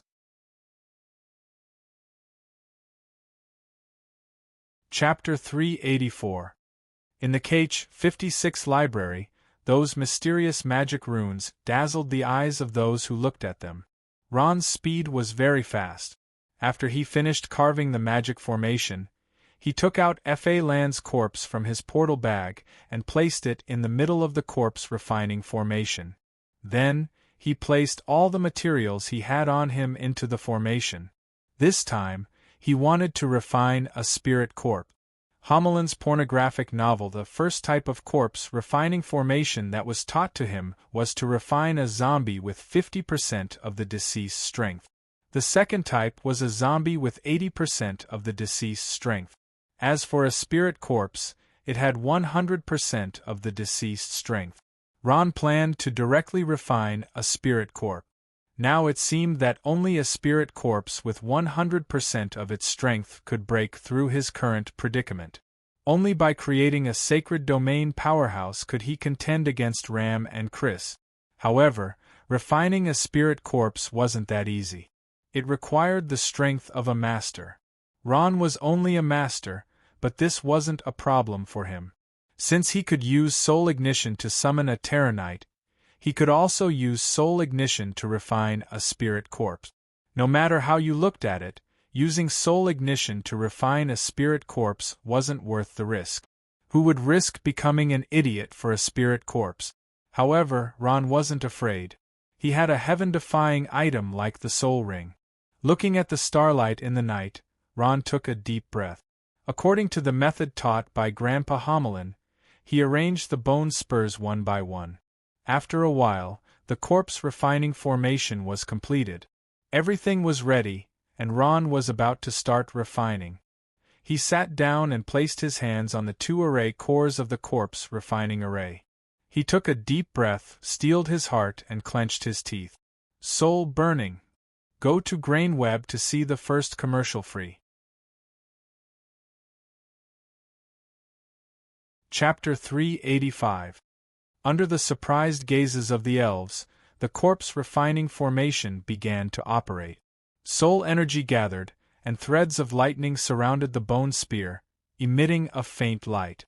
Underworld Novels. Ron pressed his hand against the eye of the formation and used soul ignition, frantically pouring all his soul energy into the corpse refining formation. Refining a spirit corpse required an enormous amount of soul energy, and in a short while, Ron was already drenched in sweat. Large droplets of sweat flowed down, blurring Ron's vision. Because he used soul ignition, his soul energy was being drained even faster. He only lasted for a short while before he lost all his soul energy. In his mind, Ron's soul had become extremely dim, as if it would disappear at any time, accompanied by a painful howl. I can't hold on much longer. Ron felt a wave of dizziness in his mind, and his consciousness fell into a daze. At this moment, the soul ring on his hand flashed strangely, and a vast amount of soul energy slowly passed through the top of Ron's soul, causing Ron's mind to tremble. It's here. Ron's heart was filled with joy. As expected, with the addition of the soul ring's energy, the corpse refining formation became even more powerful, and Fa Lan's wounds from the soul-devouring beast began to heal. At this moment, the entire corpse refining formation was suffused with a strong blue light, especially dazzling in the night. What's that? The light of the corpse refining formation attracted Chris's attention, and he frowned as he asked. I don't know. Don't worry about it. Ram's face was tense. Let's kill this old man first. At this moment Kodak, Did, Eli, Aurora, Firth, Shea, Coop, and the others all lined up in a straight line. It's starting, Rian said in a low voice. At this moment, Shea's body moved, and she only felt the energy in her body continuously being drawn out and transferred to Rian. Magic shield. After gathering the energy of the 9 people, Rian held his magic staff horizontally in front of his chest, and the magic shield began to emit a strong light. At this moment, Chris's sword energy had already arrived. Hee. Do you think you can block my attack by gathering everyone's strength? These elves are so naive and adorable. Chris chuckled. Chris's power was so strong that no one could resist it. For a moment, everyone, including Rian, was seriously injured. But these elves are really hard to deal with. They actually have such a way of gathering power. Chris muttered. Looks like I'll have to make another slash. A sinister smile appeared on Chris's face. Ron, let's see who can block this slash for you this time. Earth Fisher. Suddenly, a monstrous sword beam shot down like a mountain, bringing with it a terrifying aura. This time, Christian was determined not to show any mercy. Cough, cough. Rian lifted his head with difficulty. The corner of his mouth was full of blood. Looking at Ron, who was still trying hard, he smiled bitterly. Sorry, Ron. We've tried our best. Am I going to die? Whoa. I don't want to die in this alternate dimension. Slaya's eyes were filled with despair. Crack. The corpse refinement formation suddenly stopped operating. Its light spread out and illuminated half of the sky as if it was daytime. It's done. Ron was overjoyed. At this moment, it was as if he had just been fished out of the water. His entire body was drenched and he was on the verge of collapse. With a thud, he collapsed onto the ground. In the face of the formation, the spirit corpse seemed to come alive. It suddenly opened its eyes and slowly raised a hand. Magic shield. In the blink of an eye, a magic shield appeared between heaven and earth like a protective cover. Not only did it cover everyone, but it also covered the entire hill. This magic shield was much more powerful than Alien's magic shield. Boom! The powerful earth elemental sword beam hit the huge magic shield. The magic shield only shook slightly and blocked it. Chris's eyes almost popped out of their socket. Lon slowly stood up. Compared to Speck, his face was full of vitality. At first glance, he looked like a living person. However, he was still a dead person. The elves looked at all this with their mouths agape. This corpse had actually come back to life. At this moment, Lon bowed slightly to Ron. Chapter 386. Pornographic Novels. This is The Fire Mage Saint of the Roland Empire, Lon? Chris's eyes widened as he finally recognized the person. The person was wearing a magic robe, and his white hair was fluttering in the wind. Who else could it be but Lon? He didn't even know when Lon had appeared here. A feast of passionate pictures. Master, what are your orders? Not receiving the order, Spirit Zombie Lon asked again. His tone was stiff and he spoke weakly. Although Ram and Chris had their eyes closed, their hearts almost jumped out of their mouths when they heard Lan's words. If a dignified expert of the sacred domain were to die in the hands of these insects, it wouldn't be worth it. Ram couldn't help but curse his son Reynolds in his heart. At this time, his son actually wasn't by his side. If Reynolds was here, wouldn't everything be solved with a single sword strike?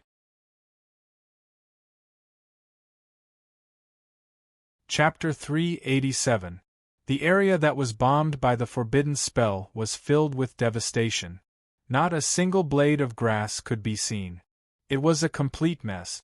Novel rankings. Why can't I muster any strength? Ron tried for a while, but he was shocked. Although he had the help of the soul ring and his soul energy had been replenished, his body was weak and powerless after refining a spirit corpse. He couldn't even lift a hand, let alone fight. Not only Ron, but everyone sat down and used various methods to recover their strength. The atmosphere was a bit strange. It was so quiet that one could only hear everyone's rapid breathing and the pa-pa sound of the flames burning. At this time, Ron saw a figure from the corner of his eye. The figure stood high on a small mountain peak not far away. A pair of eyes like a poisonous snake swept over. That is, Ron's eyes widened in shock because he saw a person that he never would have thought would appear here. Perhaps he couldn't be called a person at all. Soul-devouring beast. At this moment, he had his arms crossed in front of his chest. He looked calm and composed, as if he had been waiting for a long time. He had been hiding in the dark and only showed himself now. What? At this time, the elves finally noticed the soul-devouring beast. Their eyes were filled with shock. The soul-devouring beast smiled. His body moved and floated up. He didn't use the bone wings on his back and directly floated down. His body was surrounded by black fog, and he emitted a powerful and oppressive force. Pornographic novels. At this moment, the elves and Ron's eyes gradually turned from shock to fear. Sacred domain. The soul-devouring beast had already advanced to the sacred domain. We're finished this time. Rian and the others' hearts sank. Facing the powerful soul-devouring beast of the sacred domain, plus the fact that the three sacred domain experts had completely lost their ability to fight, their eyes were filled with despair. Hee, all of you are here. The soul-devouring beast smiled and landed on the ground. He stood upright on his huge claw-like feet and slowly walked over. Who is this guy? The three sacred domain experts didn't open their eyes, but they also felt a powerful aura approaching. 3 sacred domain experts. A master-level powerhouse, and he even used up all his strength. My long wait was not in vain. Finally, it seems that my luck is not ordinary. The soul-devouring beast looked around and said with a smile. His gaze swept over Ram and the library monster, but he never thought that this matter was actually done by this monster in front of him. You? What are you doing? Seeing the soul-devouring beast approaching him step by step, Chris's face finally revealed a terrified expression. Ram's body began to tremble violently. He could almost imagine what kind of fate Chris was about to face. At this moment, he almost opened his eyes, but he forcefully held it in because he knew that doing so would be useless. The best way was to recover as much strength as possible, and then find a way to quickly leave with what little strength he had left. Corbett's heart was in turmoil. Wasn't Ite the young man who followed Phelan around? At this moment, he finally knew how Phelan died. Corbett's mental fortitude was much better than Ram's. Even in the face of danger, his eyes were wise and his face remained calm. No need to be so nervous.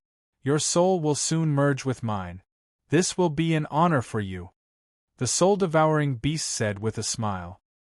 He stretched out his hands, and 10 fingers spread out, turning into 10 long tentacles that constantly twisted like an octopus. No, don't. Chris's face twisted with fear, and he desperately struggled to retreat. At this moment, he was so regretful that even his intestines turned green. Why did he have to risk his life for a sacred sword? If he had retained half of his strength, he could have escaped long ago. The soul-devouring beast sneered. His tentacles stretched out like lightning, and his entire body was wrapped up. Sharp bone spikes pierced into his body with a bang sound. Chris struggled with all his might, but without any strength, he couldn't break free from the tentacles. He could only feel his soul being forcibly extracted. This feeling was so painful that he wanted to die. He crazily howled, his voice mournful. What a powerful soul energy! This feeling of sucking is too wonderful. At this moment, the soul-devouring beast's face revealed a joyful expression. Not long after, Chris's struggles gradually became weaker. His voice also became softer, and his eyes dimmed.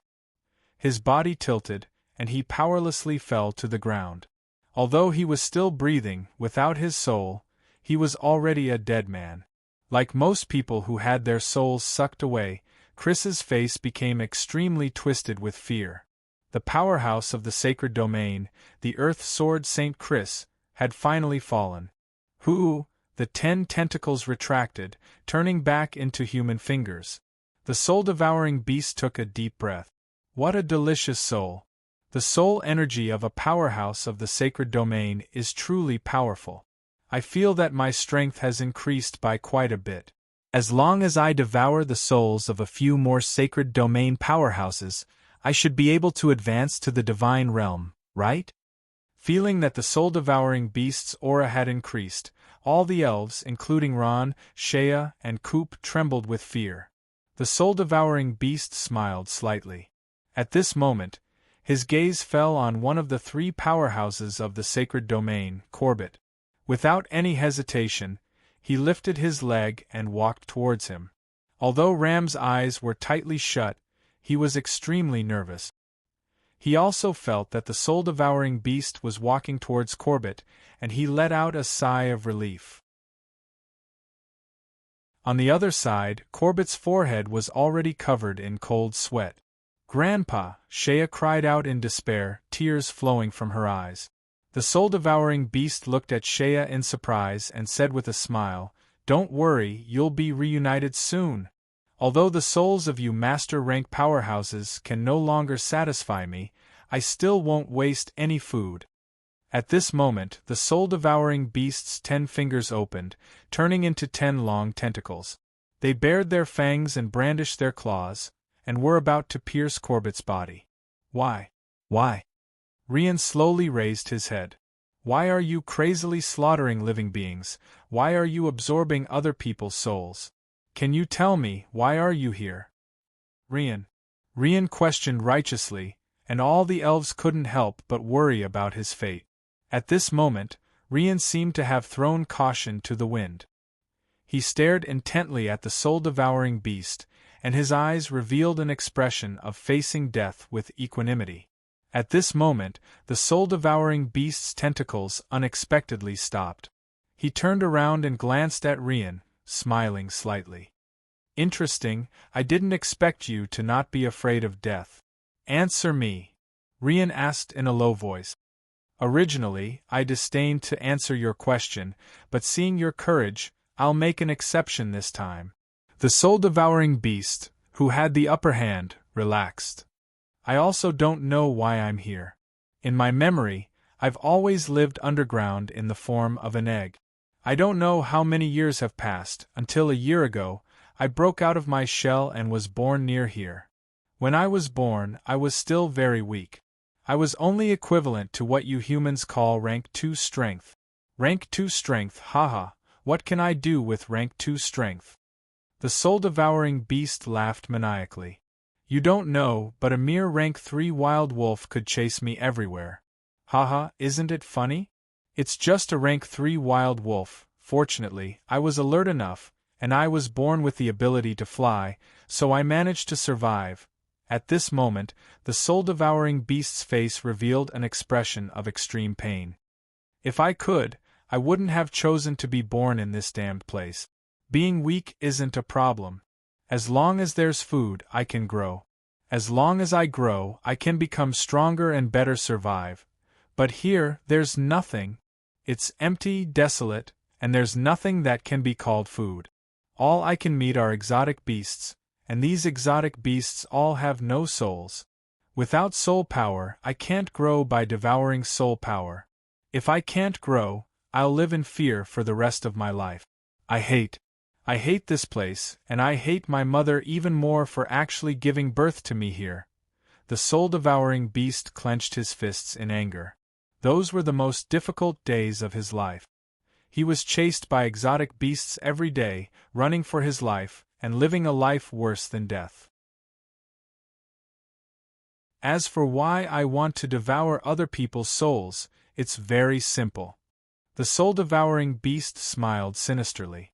I want to live, I need to grow, I need strength, I need to be strong enough to overwhelm everything. The soul-devouring beast seemed to have gone crazy. Fortunately, the appearance of this sacred artifact attracted many humans with soul power to this place. The soul-devouring beast smiled. And I, finally devoured soul power for the first time in my life, grew for the first time. Haha, this feeling is too wonderful. In just a dozen days, I grew from a rank 2 magical beast all the way to what you call a great master, which is a rank 10 magical beast. I crazily killed those exotic beasts that had chased me to take revenge for the humiliation I had suffered, until I saw that guy called Phalon. It was the first time in my life that I knew what an expert from the sacred domain was, and the sacred domain was actually so terrifying. That's why you devoured his soul, Shea said angrily. She had seen Phalon once, and he was a kind old man, but she didn't expect him to die an unnatural death. I used a trick to kill him. He can only blame himself for being stupid. Are all humans as stupid as pigs?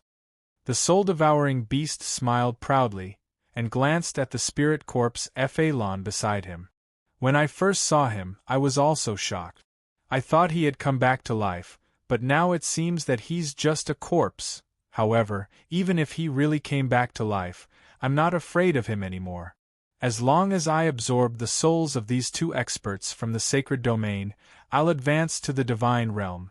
The soul-devouring beast stretched out his hands, his eyes filled with madness. Then, I'll kill my way to the Noah continent where you all are, and absorb the souls of all the experts there. Dark clouds of fear shrouded everyone's heads, and their hearts were filled with a bone-chilling coldness. For the first time, they felt the terror of this soul-devouring beast. Rian's body trembled. If this guy really advanced to the divine realm, there would be no one in the Noah continent who could be his opponent unless the 5 divine realms attacked him together. However, with the soul-devouring beast's sinister nature, he wouldn't give others the chance to attack him together. You! What kind of creature are you? Where did you come from? Rian asked with a trembling voice. At this moment, he was so terrified that he couldn't even speak properly. Where did I come from? To be honest, I don't know either, but I do know where this desolate continent is. He smiled and continued, From the inherited memories in my mother's body, I know that this place once had a name called.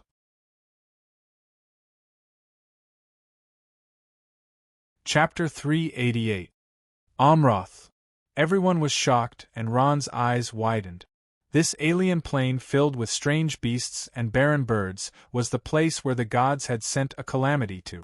It was the home of the legendary undead magic, Amroth. The elves were also shocked. They could hardly believe this fact. Seeing the shocked expressions on everyone's faces, the soul-devouring beast smiled with satisfaction. The story is over. Now, you will become my food. As he spoke, he turned his gaze to Ko 56, who was sitting quietly at the side. He had been severely injured by the sneak attack. He did not even understand why there was suddenly an extra person. Arian, kill him. Ron decisively ordered Arian. Arian moved and pounced on the soul-devouring beast. With the strength of Guangming's priest, he launched an attack on the soul-devouring beast of the sacred domain. The soul-devouring beast had no choice but to let go of Corbett and face Arian again. After devouring souls, he was at his weakest and most vulnerable to attacks. Another corpse? The elves looked at each other.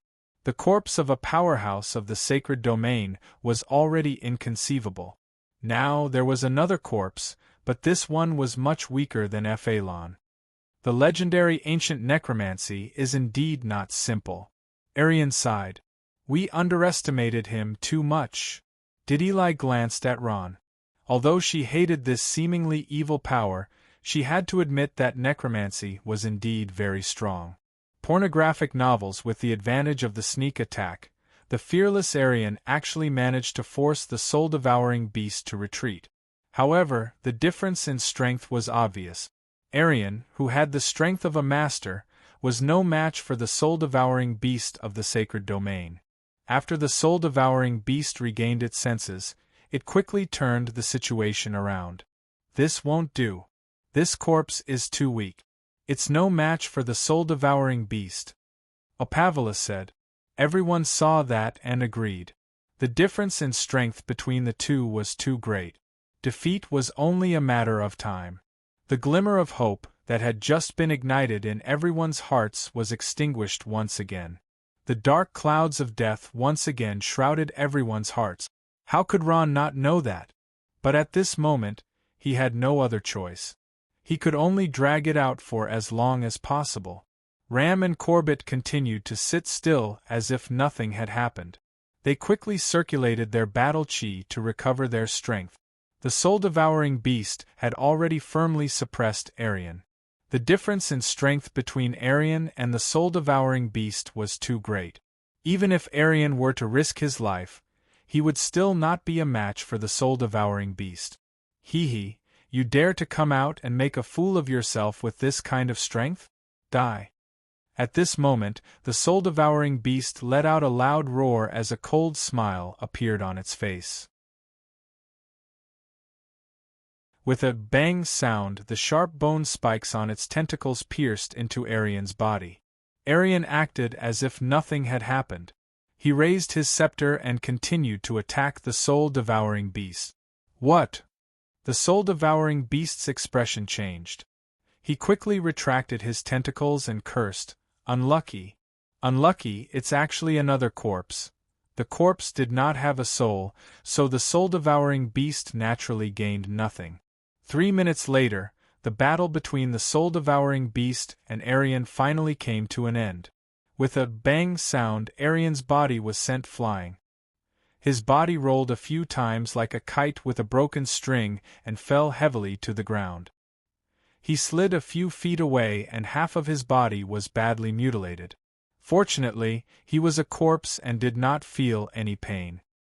He struggled to get up, but after walking a few steps, he fell down again. He was too badly injured. These things are so king annoying. The soul-devouring beast cursed fiercely. Looking at Arian, who was trying to get up, the soul-devouring beast stretched out his left hand. A black gas spread out from his body and formed a small black ball in his palm. At this moment, the soul-devouring beast's face revealed a cruel smile. He wanted to completely destroy Arian. With a bang sound, there was a strong explosion sound and smoke, and dust filled the air. Other than Ram and Corbett, everyone was stunned. The one who was attacked was not Arian, but the soul-devouring beast. Arian's head exploded like a watermelon. Blood and minced meat splattered all over the ground. Who in the world attacked him? At this time, everyone's eyes flashed with a stubborn figure. Aurora. At this moment, her body was full of scars. She was holding her breath and barely standing. She held the bow in one hand and the bowstring was still trembling. She had been the calmest all this time. During this period of time, she had recovered a lot of strength. However, the bursting flame arrow had consumed all the strength she had just accumulated. Her body went soft and she knelt on the ground. Aurora! The elves exclaimed. Among them, Firth was the most concerned about her. He almost wanted to crawl over to her. Arian was about to be defeated. After it was defeated, no one would be able to stop this terrifying demonic beast. Aurora, who had seen the situation clearly, had to secretly accumulate strength and wait for an opportunity to finally launch a sneak attack. The bursting flame arrow was powerful. Half of the soul-devouring beast's head had disappeared, leaving only a headless body standing there. Seeing this, everyone showed a knowing smile. Aurora, are you okay? Dietrich asked. She admired Aurora's decisiveness. Aurora's face was pale. She gave her a tired smile. Finally, it's done. No. At this time, Rian frowned. That guy is not dead yet. What? Everyone's face changed. Ha ha. At this time, the soul-devouring beast's voice, which was as sharp as an owl's, sounded. His broken head slowly turned around. His face was full of blood and looked very ferocious. The flesh and blood on his horrifying open wound was constantly rolling as it slowly healed. He's still alive? Everyone was stunned. They could not believe the fact in front of their eyes. Aurora's heart instantly sank. She had no strength to launch another attack. Want to kill me? It's not that easy. The soul-devouring beast sneered. As long as I have soul energy, I can recover. Although he could recover his body, the soul-devouring beast had lost a lot of soul energy. After his head was fully recovered, his momentum had decreased by half. So it's you. I recognize you. The soul-devouring beast stared at Aurora with venomous eyes. His eyes were full of hatred. You're the one who shot me that time. Now, or it's the second time. When he was at the master level, the soul-devouring beast was shot by Aurora once. Now, both old and new hatred surged out together. I'm going to kill you. I must kill you first. The soul-devouring beast roared. The wings on his back flapped, and he madly rushed towards Aurora. His 10 fingers stretched forward, and 10 terrifying tentacles shot out. They swept towards her fiercely. Sharp bone spikes protruded from the tips of the tentacles. Aurora! Seeing that Aurora was about to die, the elves anxiously shouted. Unfortunately, they could not do anything. It's over. Amidst the dancing tentacles, Aurora closed her eyes in despair. At this time, a black figure flashed past quickly and hugged her. He used his not-so-tall body to protect Aurora. That person was Ron. Bang! The 10 tentacles pierced into Ron's back without any deviation. Ron! Aurora's beautiful eyes widened, filled with disbelief. Ha ha ha, there's actually someone who wants to die. You're the guy who made these corpses, right? Since you're looking for death, I'll kill you first. The soul-devouring beast laughed loudly. The 10 tentacles frantically contracted, desperately sucking Ron's soul energy. Ron, why are you? Aurora's eyes were wet with tears. With the soul in his body being sucked away, Ron's face was twisted in pain. But at this moment, he squeezed out a smile. Oh, Ru'Allah, so sorry. You recognized me long ago? Aurora finally couldn't hold it in anymore. Tears fell from her eyes. Yes, although your appearance has changed, but your smell, your actions, when you're angry, it's exactly the same as before. Ron was incomparably weak, and his words were intermittent.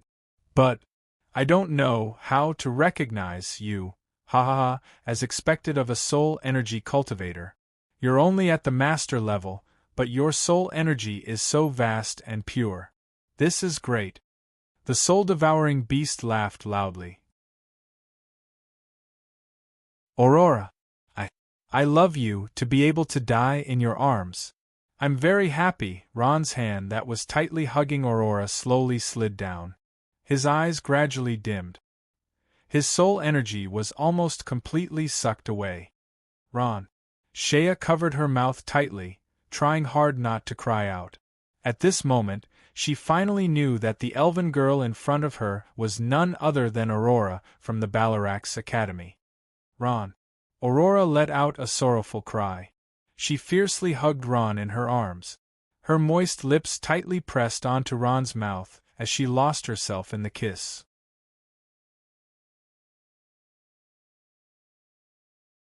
Chapter 389. Within Ron's mind, an enormous soul rushed out from a certain direction, causing Ron's soul to wail incessantly.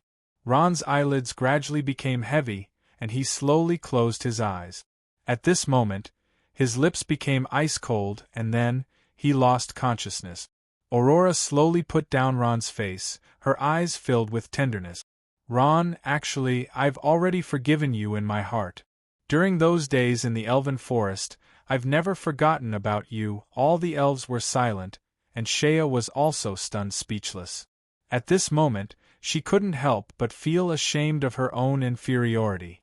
She lowered her head and sighed, while Firth looked as if he had been struck by lightning, his face ashen. Ha ha! Don't be so impatient, you'll be able to accompany him in hell very soon. The soul-devouring beast's eyes were filled with coldness. The next one will be you. Is that so? Aurora smiled miserably. She had already given up on resisting. She knew that even if she recovered all her strength, resistance would be futile. She was no match for the soul-devouring beast of the sacred domain. I can die, but I only have one request. After I die, you have to bury me with him. Aurora said. Don't worry, I'll definitely fulfill your request. The soul-devouring beast cackled. At this moment, his absorption of soul energy was nearing its end. What's this? Through Ron's mind, the soul-devouring beast sensitively discovered something. It was something that no one else's soul had. In the center of the mind, there was a whirlpool that constantly spun, emitting an enormous amount of soul energy. The soul-devouring beast's heart stirred. He tried to absorb it, and an extremely pure soul energy directly entered his body. Good stuff. Although he didn't know what it was, this soul energy was too enormous. The soul-devouring beast looked as if he had discovered a new continent, his ugly face glowing. This energy is too enormous. Haha, it's all mine. This guy actually hid so many secrets. The soul-devouring beast closed his eyes in intoxication and crazily absorbed the soul energy from the whirlpool. He greedily extended his tentacles into the whirlpool. At this moment, the soul ring in Ron's hand flashed, as if it felt some kind of threat. In the space connected to the soul ring, the nameless tower that towered into the clouds began to spin, and the soul energy that was wandering around it began to be retracted. This. Suddenly, the soul-devouring beast's expression changed drastically. He felt the soul energy in his body flowing out of his body uncontrollably. How can this be? No, the soul-devouring beast struggled. Its eyes were filled with fear, its tentacles, and its 10 tentacles began to tremble frantically. The soul-devouring beast wanted to retract those 10 tentacles, but those tentacles seemed to be firmly stuck to Ron's body. It couldn't pull. Everyone's eyes widened in astonishment. They had no idea what was going on. The soul-devouring beast seemed to have become extremely terrified. Plop! The soul-devouring beast finally couldn't take it anymore and suddenly knelt down. He wanted to devour Ron's soul energy, but now, his soul energy had been completely devoured by the soul ring. The soul-devouring beast finally understood how terrifying an existence he had provoked. However, it was too late for him to regret it. The speed at which the soul ring absorbed soul energy was 10 times faster than his. In just a short while, the soul energy he absorbed from the victims was completely devoured and replaced with his own soul. With his soul extracted, the soul-devouring beast's body became extremely weak. He couldn't even beg for mercy. Finally, the 10 tentacles hung limply, and the soul-devouring beast's body fell face first onto the ground. A trace of yellow sand covered his mouth and nose. Just like when Fa Lon died, the soul-devouring beast finally ended his short and evil life. What happened? The unforeseen event happened too quickly, and the elves didn't even have time to react. Of course, they all knew that they were temporarily safe. Ron. What's wrong with you? Say something. Aurora cried, desperately shaking Ron's body. Ron. Why are you so stupid? Why are you so stupid? Although Ron didn't die, his soul had been extracted, and he looked almost dead. The female elves had tears in their eyes, and Shea directly cried out. Although Lien didn't cry, his heart felt uncomfortable. At this time, Corbett suddenly opened his eyes, and light shot out from them. He slowly stood up. Under everyone's shocked gaze, Corbett walked in front of Ram. Ram's eyes were still closed, but his heart was in turmoil, and the do chi on his body became unstable. Corbett looked at Ram and slowly sighed. I won. Pornographic novel. Why didn't you kill me? At this time, Ram opened his eyes, but there was a strong unwillingness in his eyes. In a short 10 minutes, Corbett had recovered about 30% of his strength, and he had only recovered about 10%. This meant that he had failed. It could also be said that in the same adversity, his psychological quality was far less stable than Corbett. Is it necessary? Corbett smiled, and his smile was full of confidence. In the most dangerous situation just now, his strength had a new breakthrough. With his strength, this kind of breakthrough was very small, but it was also not easy.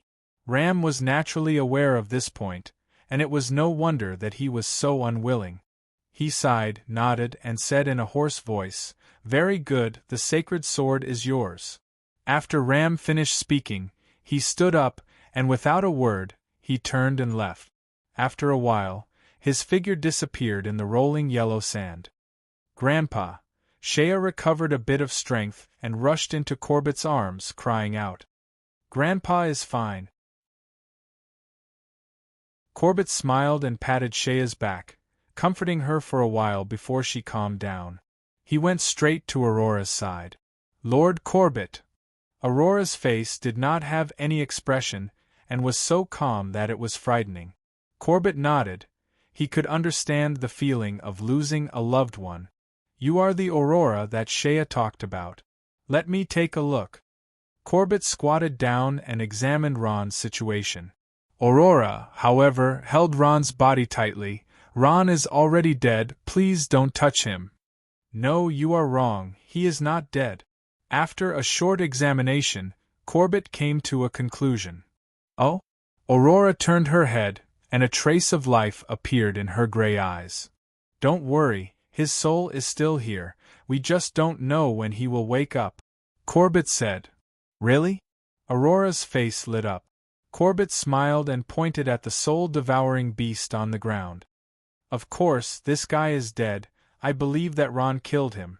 I'm sorry, I don't have a deep understanding of souls, so I'm not too sure what happened, but one thing I can be sure of is that Ron's soul is still here. In Ron's sea of consciousness, there was black fog floating everywhere, and the entire sea of consciousness was a scene of chaos. In the sea of consciousness, the whirlpool that was constantly rotating flashed, and a trace of black fog gradually condensed, forming the shape of a person.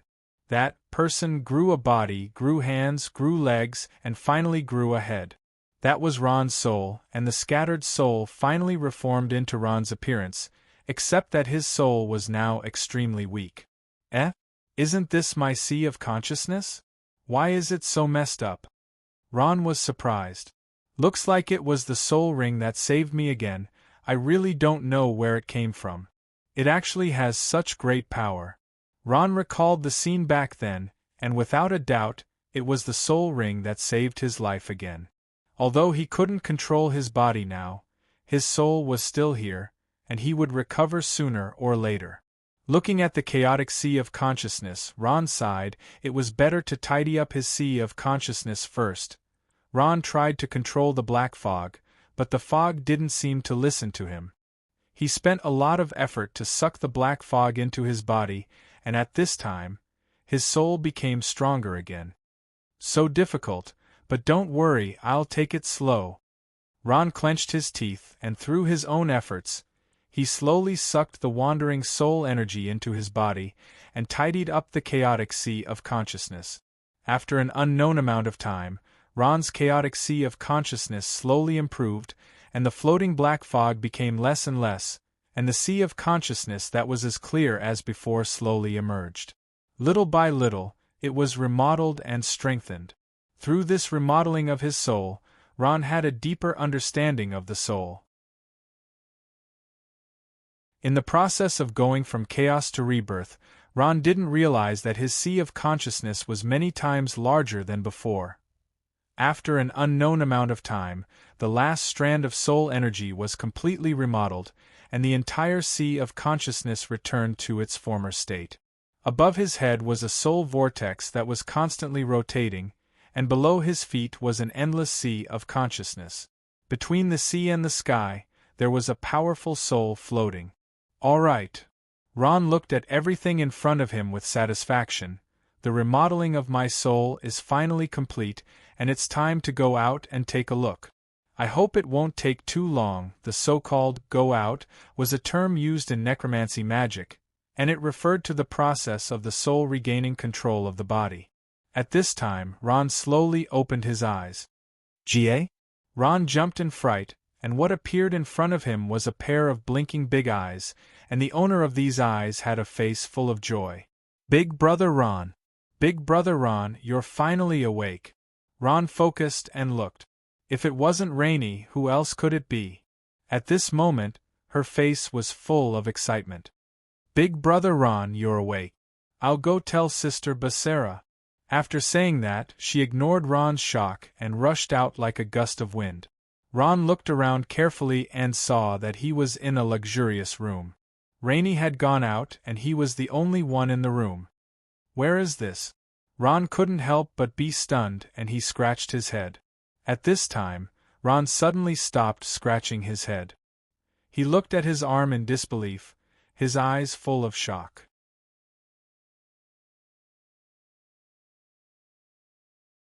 Chapter 390.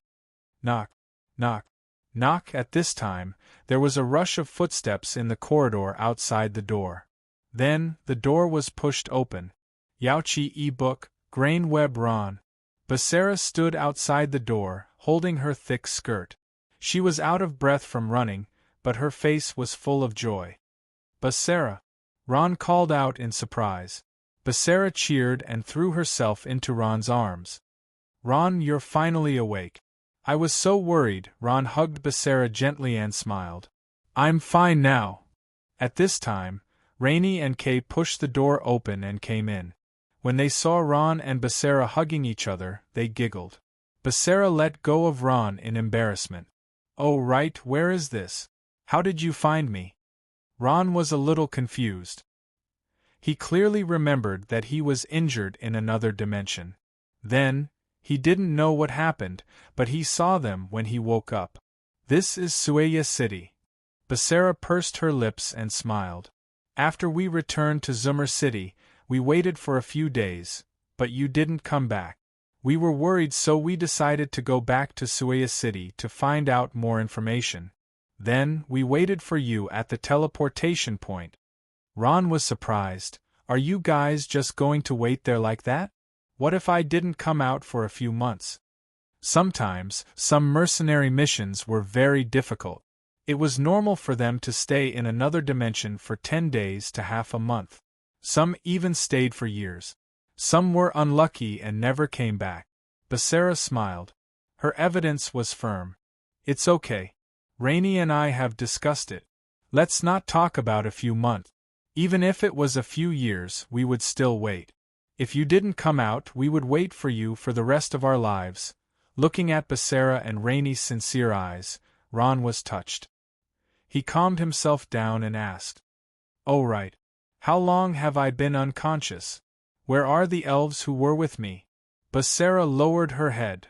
"You've been unconscious for more than a month after you came out from the other plane. When we saw you being carried out, we were all frightened. We saw the elves. Fortunately, the female elf named Celia recognized me and brought you here." She pursed her lips. "These days, a human girl named Shea and an elf girl named Aurora have been taking care of you." Shea. Aurora. When Ron heard this, he couldn't help but smile bitterly. These two were out-and-out enemies. It would be good if they didn't fight. Ron thought for a moment and asked hesitantly, "I'm sorry to interrupt, the two of them, there's nothing going on, right?" Basara shook her head. "It's nothing. I can see that these two women like you very much. They were even more nervous than I was when they saw you unconscious. However, they didn't talk much. The atmosphere seemed a little strange." Basara said in a low voice, "It's good that they didn't fight." Ron breathed a sigh of relief. He liked both of these women. This matter was enough to give him a headache for a while. "Oh right, where are they?" Ron asked. Something seemed to have happened in the elven race. After Aurora found out, she hurried back. Basara said. Not long after Aurora left, Sister Shea also left. Before she left, she kept an eye on us and asked us to take good care of you. They all left? Ron was a little disappointed. After a long separation, he had a lot to say to the two of them. Who would have thought that the two of them would leave? Basara blinked and asked with concern, "Ron, is your body okay?" Ron smiled. "What can happen to my body? I'm fine. Oh right, I'll tell you by the way. After being unconscious for a few days, my strength unintentionally broke through the master level." Master level. When the two of them heard that, they were surprised and happy. In their hearts, they had long regarded Ron as their sky. Naturally, the stronger he was, the better. That's great. Basara and Rainey cheered. Brother Ron, congratulations. Kay's eyes were filled with envy. Ron was only a few years older than her, but he was already a master at such a young age. Although she had the title of Beaumont, she couldn't even unleash 10% of Beaumont's strength. Thinking of this, Kay sighed softly in her heart. At this time, Rainey seemed to have thought of something. She took out something from her space bag and waved it in front of Ron like she was presenting a treasure. Brother Ron, what do you think this is? What's this? Ron looked at the few white bottles in front of him and asked in surprise. Guess. Rainey beamed with joy, looking mischievous. Could this be? Ron muttered to himself. At this time, his heart skipped a beat. His eyes lit up as he exclaimed, "Stamina potion?" You guessed it. Rainey beamed from ear to ear. Rainey, you really succeeded? Ron was surprised and happy, his face full of disbelief. That day after I got the moon spring water, I went back home and used only 2 days to develop it. Rainey smiled and said, Does this thing have to be drunk directly? Ron gestured. This way I can recover all my strength? Yes. Rainey smiled and said, let me try. Ron had been unconscious for a few days and was very weak. This was the time when he needed the stamina potion the most. He was still worried. This stamina potion was a new thing and had to be used in battle. If it hadn't been tested, it could easily spoil things during battle. As for understanding this thing, how long it would take to take effect after drinking it, how much strength he could recover, and so on, Ron twisted open the bottle cap and took a deep breath. He closed his eyes and drank the stamina potion that was about the size of a test tube. After drinking a bottle of stamina potion, Ron was still calm at first. After a while, he said, He felt his stomach heating up. A wave of heat rose from his stomach and quickly spread to his 4 limbs and 8 meridians. After a while, he felt his entire body heating up. His originally weak body was instantly filled with energy. How is it? Rainey stared at Ron nervously. She was afraid that the potion she had made would fail. Not bad. Ron reached out his hand and exerted force. His fist made a cracking sound. I feel my whole body is filled with energy. This stamina potion is really good stuff. Success. Rainey's face was full of excitement. Ron smiled. Rainey, you did well. But, are there only 5 bottles? Ron threw down the empty bottle and looked at the 4 bottles of stamina potion on the table. Rainey's eyes flashed with worry. The moon spring water will run out soon. I used what I had to make a few bottles. If we want to expand our production, we won't be able to get the moon spring water. I see. Ron took the 5 bottles of white stamina potion from Rainey, disappointment flashing in his eyes. Is the moon spring water still under lockdown? Yes. Rainey nodded. Sister Aurora told me that the moon spring water is now much stricter than before. Even she can't get it. Forget it then. We'll talk about it in the future. Ron's eyes were full of regret. This was good stuff, but there was too little of it. According to his plan, he should have at least 10 bottles with him. That way, he wouldn't have to worry about running out of stamina. Far away in the east, in a luxurious room that was as large as a palace, there was nothing in the room except for a huge pool that was about 10 meters long. The water in the pool was bubbling, and traces of steam kept rising. It could be seen that the temperature in the pool was extremely high. A person's silhouette was sitting in the pool. Steam rose and the person's face couldn't be seen. Only a rough outline could be seen. The person's eyebrows were tightly knitted, and she looked like she was in extreme pain. After some time, the silhouette in the pool suddenly opened her eyes. Her eyes were glowing. Ah! The person in the pool suddenly shouted, and a terrifying force spread in all directions. Not long after, the entire pool started to shake. Ah! A sound that was mixed with pain and joy came out of the person's mouth. A sharp and long scream caused the entire palace-like house to shake. Ka. At this time, the silhouette in the water started to change. Her body suddenly became bigger, and long hair grew out of her body. Her 10 fingers were sharp, and she extended claws that were like iron hooks. Her ugly face became even more ferocious. Roar! A bestial roar came from her mouth, causing the space to tremble. She suddenly jumped up. Boom! A wave more than 10 feet high was created as she jumped out of the pond and landed heavily on the ground. Crack! The hard stone floor was torn apart like a spider web. Nothing could stop the monstrous power of this terrifying evil beast. That was Beaumont, known as the most powerful magical beast.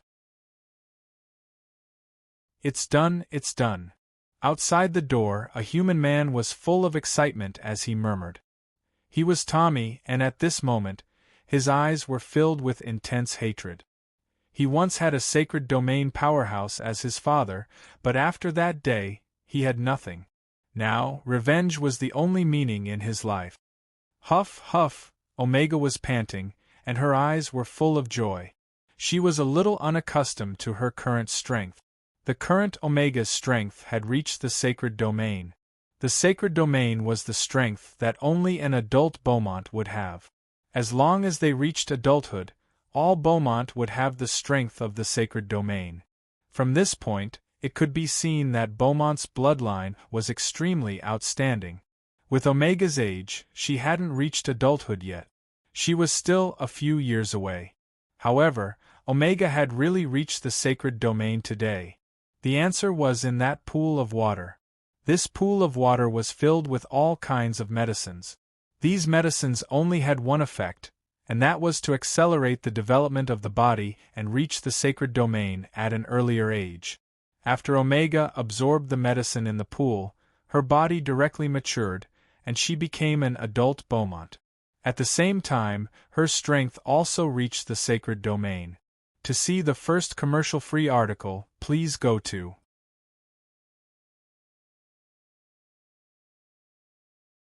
Chapter 391. My dear, you've finally succeeded? Tommy quickly walked up to her with a smile on his face. He was holding a huge bath towel in his hand. Just look at the picture of an entertainment dilemma. Tommy's eyes fell on Omega's ample bosom, and a trace of greed flashed in his eyes. These two fellows were much bigger than before, which meant that Omega's entire body had matured. Compared to before, she was even more voluptuous and feminine. Tommy felt his blood boil, and there was a fire rising in his abdomen. However, when he saw Omega's face, the fire of lust unknowingly subsided. This ugly face was too unsightly. In all fairness, Omega's figure was not bad, if one did not look at her face. Omega calmed down and quickly changed back to her human form. She took the bath towel from Tommy's hand and faintly nodded. She draped the bath towel over her body and wrapped it around her strong body. At this moment, Tommy's eyes were filled with hatred, and he impatiently asked Omega, "My dear, now that you have become an expert of the sacred domain, when are you going to kill Ron and avenge my father?" Omega looked at him with dissatisfaction. Although both of them had the same goal, and she also hated Ron, she did not like the feeling of being ordered around. I'm sorry. I was too eager for revenge." Seeing Omega's eyes, how could Tommy not understand? However, his way of dealing with it was very flexible, and he immediately admitted his mistake. Omega smiled with satisfaction, and a trace of coldness flashed in her eyes. "I will kill him. Knight." The entire coast to the east of the kingdom of magical beasts was the territory of the Beaumont clan. Unlike the human empires, magical beasts viewed their own territories as pornography. Moreover, Beaumont clan was a high-level magical beast, and their territory was also very large. Omega put on her clothes and quietly walked out of the room. She had just made love with Tommy, and as usual Tommy was full of tenderness towards her. She felt that she was about to melt. At this time, Omega's footsteps suddenly stopped, because she saw a person, her father. "Father!" Omega bowed her head and greeted. A middle-aged man in human form turned his head. His face was also ugly, but it had a hint of vicissitudes of life. He slowly turned around, looked at Omega, and quietly asked, "Is it worth it?" There was not a trace of emotion in his calm voice. "I want revenge." Omega remembered the humiliation she had suffered in the battle between the orcs, and the flames of anger in her heart burned again. Slap! Omega's face received a crisp slap. This slap was extremely heavy, and half of Omega's face swelled up. "Father, you!" Omega was stunned. She had never been hit by her father, not even once. For a moment, tears of grievance flowed down her cheek. "What, Omega, do you still think I hit you wrongly?" The middle-aged man sneered, and said in a mocking tone, "You secretly used potions to promote your body's growth so that you could become an adult earlier. Today, you have already become a powerhouse of the sacred domain. Should I, as your father, congratulate you?" Omega covered her face, trying hard not to cry out loud. The middle-aged man stared at Omega. You clearly know that although this method can help you reach the sacred domain earlier, it is extremely disadvantageous to your future growth. Why? Why do you still do such a foolish thing? Why can't you wait a few years and grow into a real Beaumont? Why? Why do you have to use such a crooked method? Your grandfather, Hao Qin, wanted you to become a Beaumont in the future and take over his position as deputy chairman. But you are really too disappointing. The middle-aged man raised his voice. He was so angry that he could not vent his anger, and looked as if he expected better from her. It was no wonder that Omega's father was so angry. Many magical beasts, in order to make their bodies mature faster, would often use some drugs to promote their body's growth. They would reach adulthood in a short time and possess the power of an adult. However, this method was against the laws of nature. The after effects were huge, and it would affect their future growth. With Omega's bloodline and talent, it was very likely that she would step into the sacred domain like her grandfather, Hao Qin, and grow into a real Beaumont. However, all of this was destroyed by Omega herself. It was no wonder that the middle-aged man was so angry. Omega was young and hot-blooded. On one hand, it was because she was eager to take revenge. On the other hand, it was because the expectations and pressure from her family were too great. It was as if her failure to become a Beaumont was a disgrace to her family. This was also a kind of escapist mentality. You're pissing me off. The more the middle-aged man spoke, the angrier he became. He raised his hand and was about to ruthlessly swipe Omega again. At this time, the middle-aged man's hand stopped. He calmly shouted, Who is there? Get out here. Yes, uncle. It's me. Tommy had been hiding in a corner, not daring to even breathe loudly, let alone come out. When he heard the middle-aged man shout, he trembled as he got out. It's you? The middle-aged man frowned. He naturally recognized that this was his good friend, the son of Sword Saint Wharton, Tommy. At that time, he was the one who brought Omega to the Holy Roman Empire. Now that Tommy's father was dead, he naturally did not have to give face to him. At this time, the middle-aged man's heart skipped a beat. He seemed to have thought of something. His pupils shrank, and he glared fiercely at Tommy. Tell me, did you ask her to do this? So that she could avenge your father? No. No. Tommy quickly waved his hands. Under the middle-aged man's murderous gaze, he would rather die than admit it. Father, it's not him. It's my own decision. Omega immediately stood in front of her sweetheart and told her father about the humiliation she suffered in the Beastmen tournament. Even if that's the case, you can't do this. Couldn't you have asked your father to kill that kid called Ron? Why did you have to do it yourself? Hearing that it was not Tommy who instigated this, the middle-aged man's expression eased a little. Omega lowered her head and said softly, Father, I know I was wrong. At this point, Omega's father could not do anything to her. The situation was not that bad.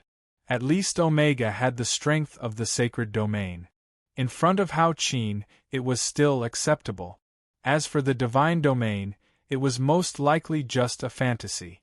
Although Omega's talent and bloodline were very outstanding in his eyes, it was still a very remote thing. The middle-aged man snorted coldly. He looked at Tommy and said loudly, Omega, I don't object to you being with this guy, but you can't be his wife, and you can't have children with him. Do you understand? Under the middle-aged man's murderous gaze, Tommy's body trembled violently. He could not help but move closer to Omega. In Beaumont's territory, any Beaumont could kill him as easily as squashing an ant. He could only rely on Omega. Tommy only felt endless humiliation at the middle-aged man's request. He could not even say a word of protest. Got it, Omega said in a small voice. Humph. The middle-aged man waved his hand and left angrily. Ron rested for a few days in a luxurious hotel in Suaya City.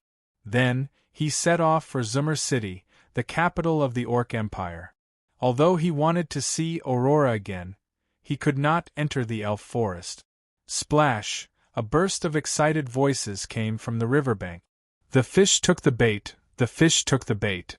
Rainy and Kay stood on the riverbank, fighting over a fishing rod.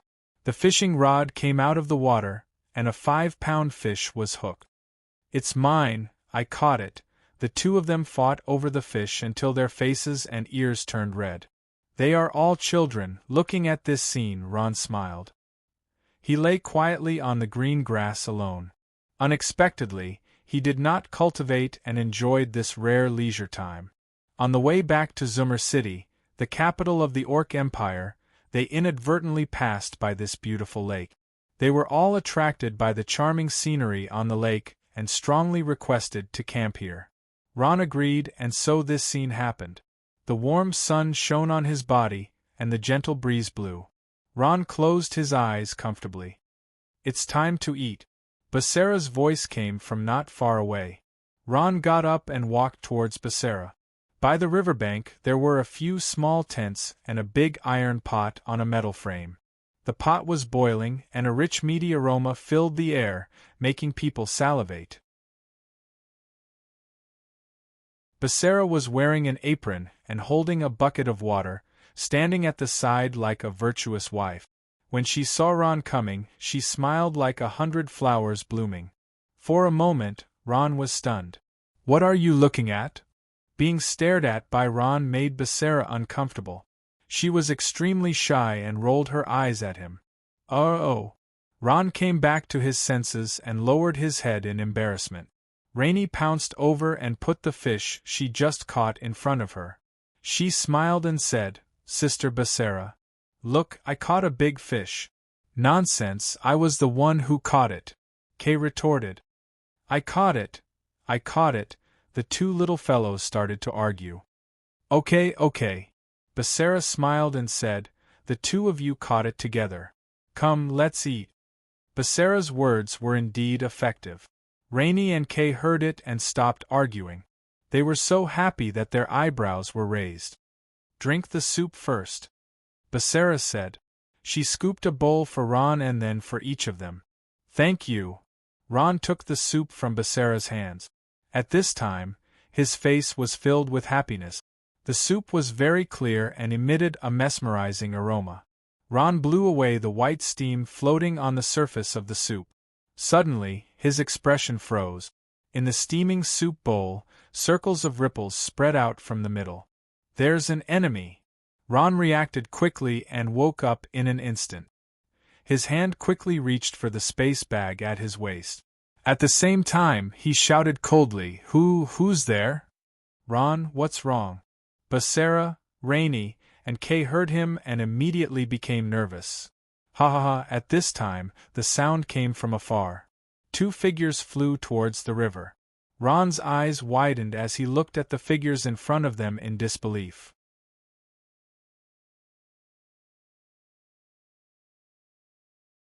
Chapter 392. Two people appeared in front of them. One was Omega, whom they had met many times before, and the other was her lover, Tommy. Omega carried Tommy in her arms as if he was a little chick and ran towards them along the riverbank. Novel ranking list, Grain Web. Who is that? Basara and Rainy did not look at Omega, but they could feel the other party's unparalleled strength. Instinctively, they hid behind Ron. Pornographic novels. Omega sneered and stood in front of Ron. She placed Tommy on the ground and said, Hee, Ron, we meet again. You didn't expect me to appear suddenly, did you? Looking at Omega, who suddenly appeared, Ron nodded honestly. Indeed, I didn't expect it. How did you find us? Omega smiled slightly. Even though it was a little difficult to find you, it wasn't a problem for me at all. Tommy's face was filled with hatred. Ron, you're dead meat today. Omega! Kay looked at the woman in front of her, her teeth chattering. Her body trembled uncontrollably, and a complicated expression appeared on her face. There was anger and fear. At this time, Omega also saw Kay. She looked at her with disdain. Kay, my biological brother, I didn't expect you to be here too. Ron, you're really too much. How could you bring this piece of trash with you? You even treat him like a treasure. He's not a piece of trash. He's my friend. Ron frowned and answered. Kay looked at Ron gratefully. Since he was young, he grew up in a cold environment. In the 56th book vault there were monsters. Could it be? Kay's eyes suddenly widened. He thought of a possibility. Currently, this was the only possibility that could explain it. I see. She used drugs that promote her body's growth. No wonder you broke through the sacred domain so quickly. Kay murmured. Becerra was not interested in these things. She faintly sighed. Do you think Ron will win? Of course. Big Brother Ron is the best. He even has a corpse from the sacred domain to help him. Naturally, Rainey was on Ron's side. She was full of confidence. Hard to say. Kay pondered for a moment. No one was clearer than her about Beaumont's strength. The same level of strength could have different effects when displayed by Beaumont. Omega had already grown into a terrifying 13th rank magical beast, an early-stage, sacred domain magical beast. Ron also stared nervously at the sky and frowned. He didn't expect that Omega had also entered the sacred domain. This made the battle extremely difficult to deal with, and from the looks of it, the outcome was hard to predict. In the endless forest, 2 people and 1 bear walked through it. Corbett, Shea, and the earth bear, Kupu, walked quietly in the forest. Shea's expression was a little dejected, as if she couldn't lift her spirits no matter what she did. To see the first commercial-free episode, please go to www.grain.com.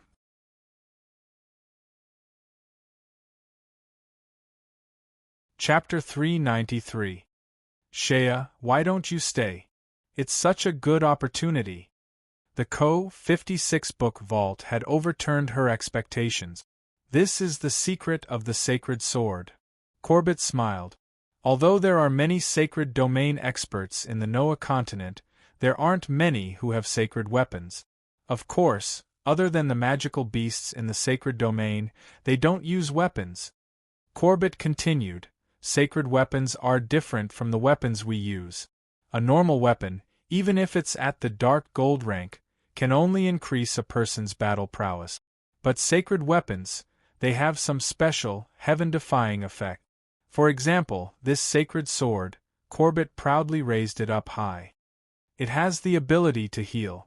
As long as you channel your chi into it, it will automatically transform into healing energy. It's really good stuff. Shea's eyes lit up. At this moment, she wished she could have a sacred sword, but she also knew that her grandfather had risked his life to get it. So, sacred weapons have the ability to restore themselves? Shea asked. Not necessarily. Every sacred weapon is different. Corbett shook his head. I haven't seen others, but Hill, the head of Han's Academy in Balavax, has a sacred weapon. It's a completely transparent dagger, and it's said that it can increase movement speed by 10. The 3 chatted and soon disappeared into the forest. The battle between Phalon and Omega had reached its climax. The behemoth was worthy of being called the strongest battle race. It had a strange strength, and its crazy attacks forced Phalon to retreat. Although it did not directly hit him, the fist energy that passed through his body still caused him to suffer a lot of injuries. Of course, Omega wasn't any better. At this moment, her fur was charred black and her body was covered in wounds. However, this made her even more determined to fight. No, we have to think of a way. They're evenly matched now. If this goes on, Phalon might lose. Ron was burning with anxiety. He naturally knew what the result of failure was. Yes, I've got it. At this moment, Ron's heart skipped a beat. He waved the bone staff in his hand, and not long after, a large group of skeleton magicians was summoned. Go! Blast it! Blast it with all your might! Ron gritted his teeth and shouted. Under his command, hundreds of magic bullets flew into the air. What's this? Omega was shocked. She lowered her head, and the magic bullets that blotted out the sky flew towards her. Boom! Boom! Boom! Countless magic missiles exploded in the sky. For a moment the sky was filled with flashes of light. Omega was caught off guard. However, she quickly realized that the spells were all low-level and mid-level magic. They did not do much damage to her, but these annoying spells did play a certain role in restraining her. Fireball. Taking advantage of the skeleton magician's distraction, Fa Lon launched a counterattack. At this time, he summoned a gigantic fireball and blasted it towards Omega. Damn it, do you think you can defeat me with these little tricks? Watch me. Omega roared, her body emitting an intimidating aura. Her strength soared once again. Omega went berserk. She roared, and her huge fist flashed with golden light as it flew towards Fa Lan's fireball. Boom! An earth-shattering sound rang out, and the fireballs exploded. Sparks flew everywhere, and the surrounding space became scorched. The powerful Omega had actually destroyed the fireball with a single punch. Under Ron's astonished gaze, Omega completely ignored the low-level magic bullets on the ground and pounced towards Fa Lon. Magic Shield. Fa Lon was very experienced in battle. He gathered the surrounding magic elements and quickly formed a magic shield. It was like a completely transparent cover, firmly protecting him inside. This thing again, watch me destroy it. Omega roared. She raised her huge fist and smashed it down. There was a loud bang, and the magic shield shook a few times before returning to its original state. Omega's fist did not have much effect. Again, Omega was not discouraged. She raised her fist again and smashed it towards the magic shield. This time, the sturdy magic shield was deformed. Once, twice, thrice, Omega persevered in her attacks. On the fifth punch, the magic shield finally could not take it anymore and suddenly shattered. The powerful fist passed through the shattered shield and landed on Fa Lan's body. A magician's body was extremely weak. It could be said that without magic, just relying on physical strength, a magician would not be a match for a commoner. Fa Lon took a heavy blow from Omega. His chest caved in, and he spat out a large mouthful of blood. His body fell down like a kite with a broken string. Not good! Ron was shocked. Fa Lon had lost, and so quickly. Omega was not going to let Fa Lon go. She roared and her huge fists rained down. Fa Lan's body was sent flying, and all his bones were broken. Boom! Fa Lon fell to the ground and was stepped on by Omega. His body cracked like a spider web. If he was still alive, he would be dead by now. Even Fa Lon, who had become a spiritual corpse, did not have the strength to get up. The battle of the sacred domain ended with Fa Lan's defeat and Omega's victory. The situation took a sharp turn for the worse, and the speed was so fast that Ron did not expect it. Looking at Omega's back, Ron could not help but take a step back. His eyes were filled with fear, and his lips could not help but tremble. Omega turned around with a sinister smile. She licked her bloodied lips and stared at him with murderous eyes. Ron, what else do you have to say? Not good, Ron is in danger. Becerra, who was hiding behind a large rock, felt her heart tighten. Ron gritted his teeth and made a decision. He had no other choice. His body moved, and he turned into a cloud of black mist and fled. You want to leave? Unfortunately, it's too late. Omega laughed sinisterly. Ron only had one chance to escape, and that was when Fa Lon was fighting with Omega. He did not want the spiritual corpse Fa Lon and did not care about Becerra and the others. He could have escaped by himself, but it was too late now. Omega quickly saw through Ron's actions. She quickly closed in and punched at Ron. Ron only felt a suffocating force appear behind him. Without much thought, Ron used his bone shield. A huge bone shield instantly appeared in front of Ron and Omega, separating them. But Omega didn't care about anything. She threw out a punch. Boom! The hard bone shield shattered under Omega's unstoppable fist. The bones scattered like broken glass. The wind from the fist penetrated the bone shield and headed straight for Ron. Ron's body slid back more than 10 steps before he could stabilize himself. At this time, blood seeped out of the corner of his mouth. Just being hit by the wind from the fist was enough to injure Ron.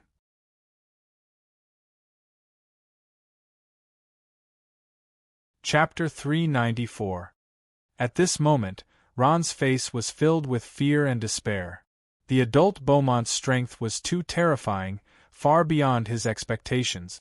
Underworld novel, Grainweb Fa Lon was defeated, and he no longer had a trump card to contend against Omega. Crash! The rocks on the mountain wall slid down, and Omega walked closer with a sinister smile. "How is it? Ron, where's your arrogance from before?" Omega sneered, and with every step she took, Ron took a step back in fear. Seeing all this, Tommy was overjoyed and shouted from afar, "Omega, kill him for me!"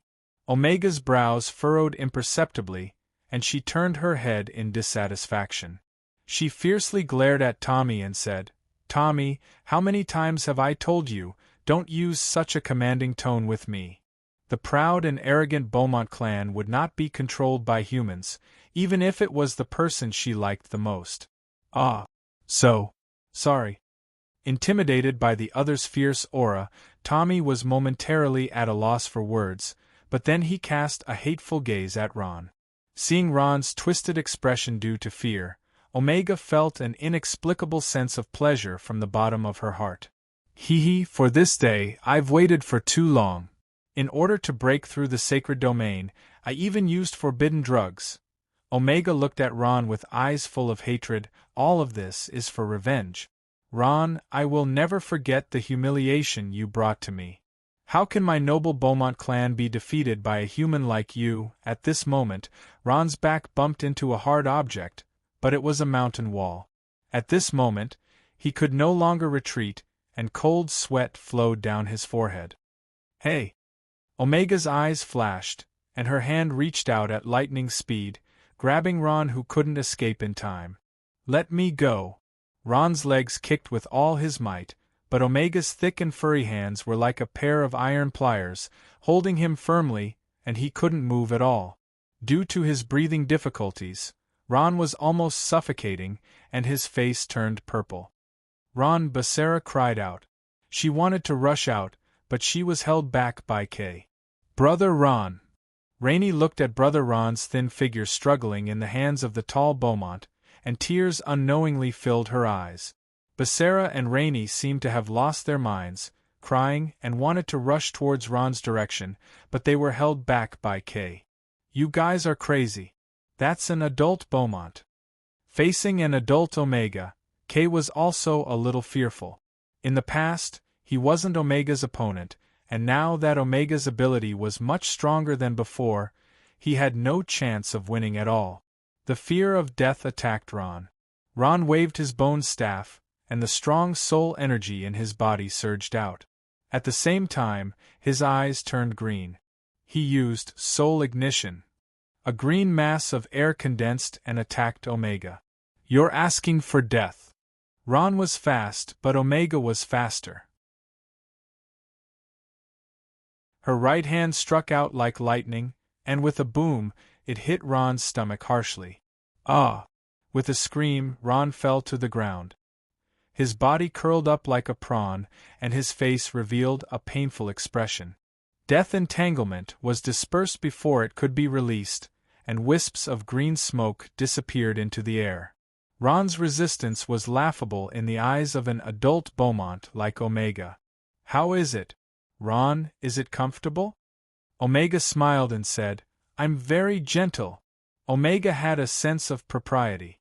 Even though her strength was huge, her control was very precise. This punch could severely injure Ron, but it wouldn't take his life. Just like how she tortured Kay in the past, this was her specialty.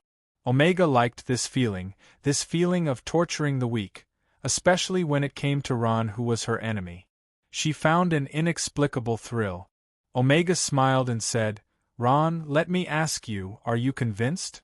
Ron tightly clutched his stomach, his body twitching uncontrollably. He was enduring great pain. His sternum was almost broken, and he was in so much pain that he couldn't even speak. Omega sneered and grabbed Ron's hair. "I'm asking you a question. Answer me." "Hee, you actually dare not answer this lady's question." "Very good, very good." Without waiting for any response from Ron, Omega sneered, and a cruel smile appeared on her face. At this time, a fist slowly grew bigger in Ron's eyes. Bang! Bang! Bang! 1 punch. 2 punches. 3 punches. A dull sound echoed in the valley. A huge beast more than 3 meters tall held a human in each hand, and its fist as big as a plate kept punching Ron's face. Although Omega's strength was very small, but on the weak Ron's body, it was very fatal. After a while, Ron's face was covered with blood. Poor Ron's face was already distorted, and the bones on his face were all shattered.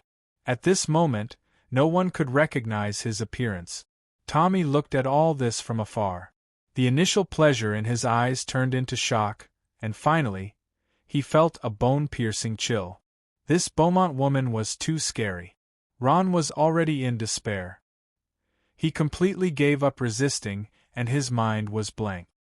Damn, this guy actually fainted. Omega cursed and put down Ron's body.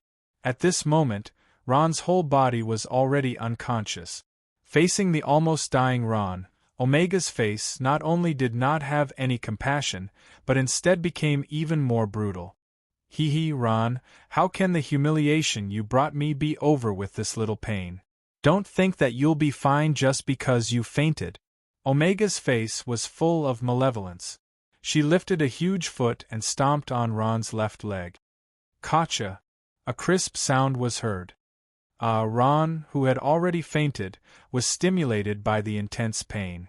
He kept twisting like a worm, desperately trying to break free from Omega's foot. But not only did Omega not let go, on the contrary, her left foot kept wriggling, causing Ron to suffer even more pain. Ron's body trembled for a while before completely relaxing. At this moment, he was already on the verge of death. He could only breathe out, but not in. Omega's foot was released at this moment. Ron's left foot was like a fried dough twist, completely twisted out of shape. Beaumont's immense strength was no joke. Omega followed suit and broke Ron's right leg. Unfortunately, she did not hear the expected howl. He only let out a low moan because at this moment, he did not even have the strength to move. He was almost numb from the torture. This was definitely the cruelest scene in the world. Omega's face was filled with a cruel smile. This was the only way to wash away her humiliation. Kay looked at everything in front of him, and his face turned red. He clenched his fists, and his body trembled with anger. Wu was seeing Ron being tortured to this state. Basara and Rainey hugged each other and were already in tears. Suddenly, Basara broke free and ran towards Ron. "Sister Basara!" Kay and Rainey cried out involuntarily. At this time, it was too late for them to stop her. Basara had already run far away, leaving them with only her back view. Not fun at all. No matter how much Omega tortured him, Ron could not even make a sound. He lay there like a pile of mud, his face full of blood. Only his weak breathing showed that he was still alive. "Forget it, I've played enough. Let's kill him now."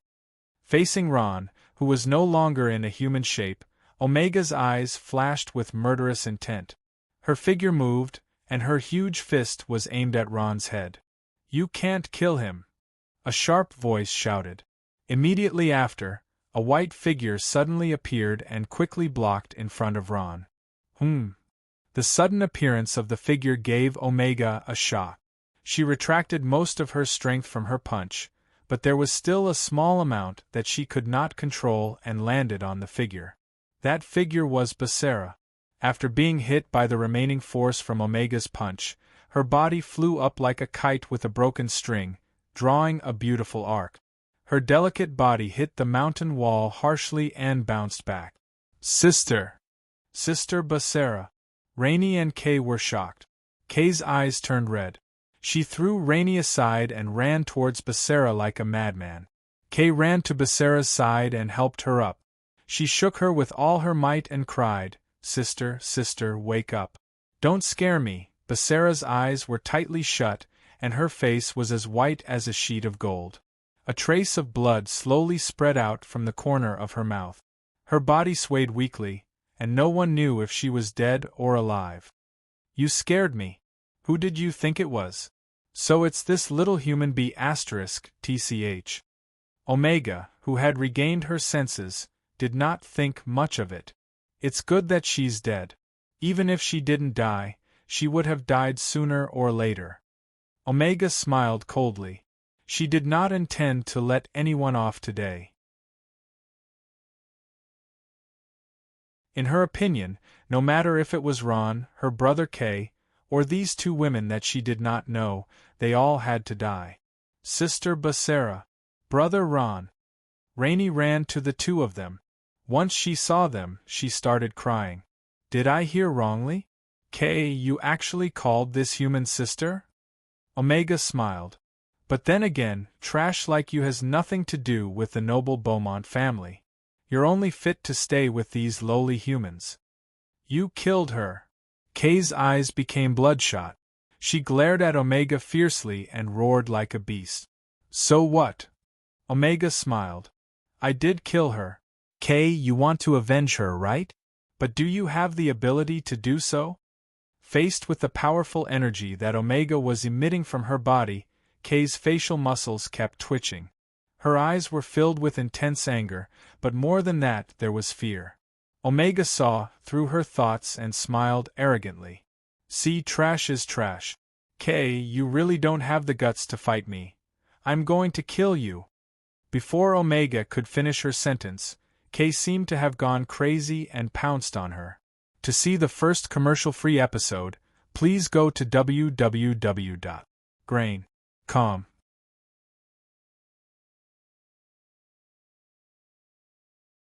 Chapter 395.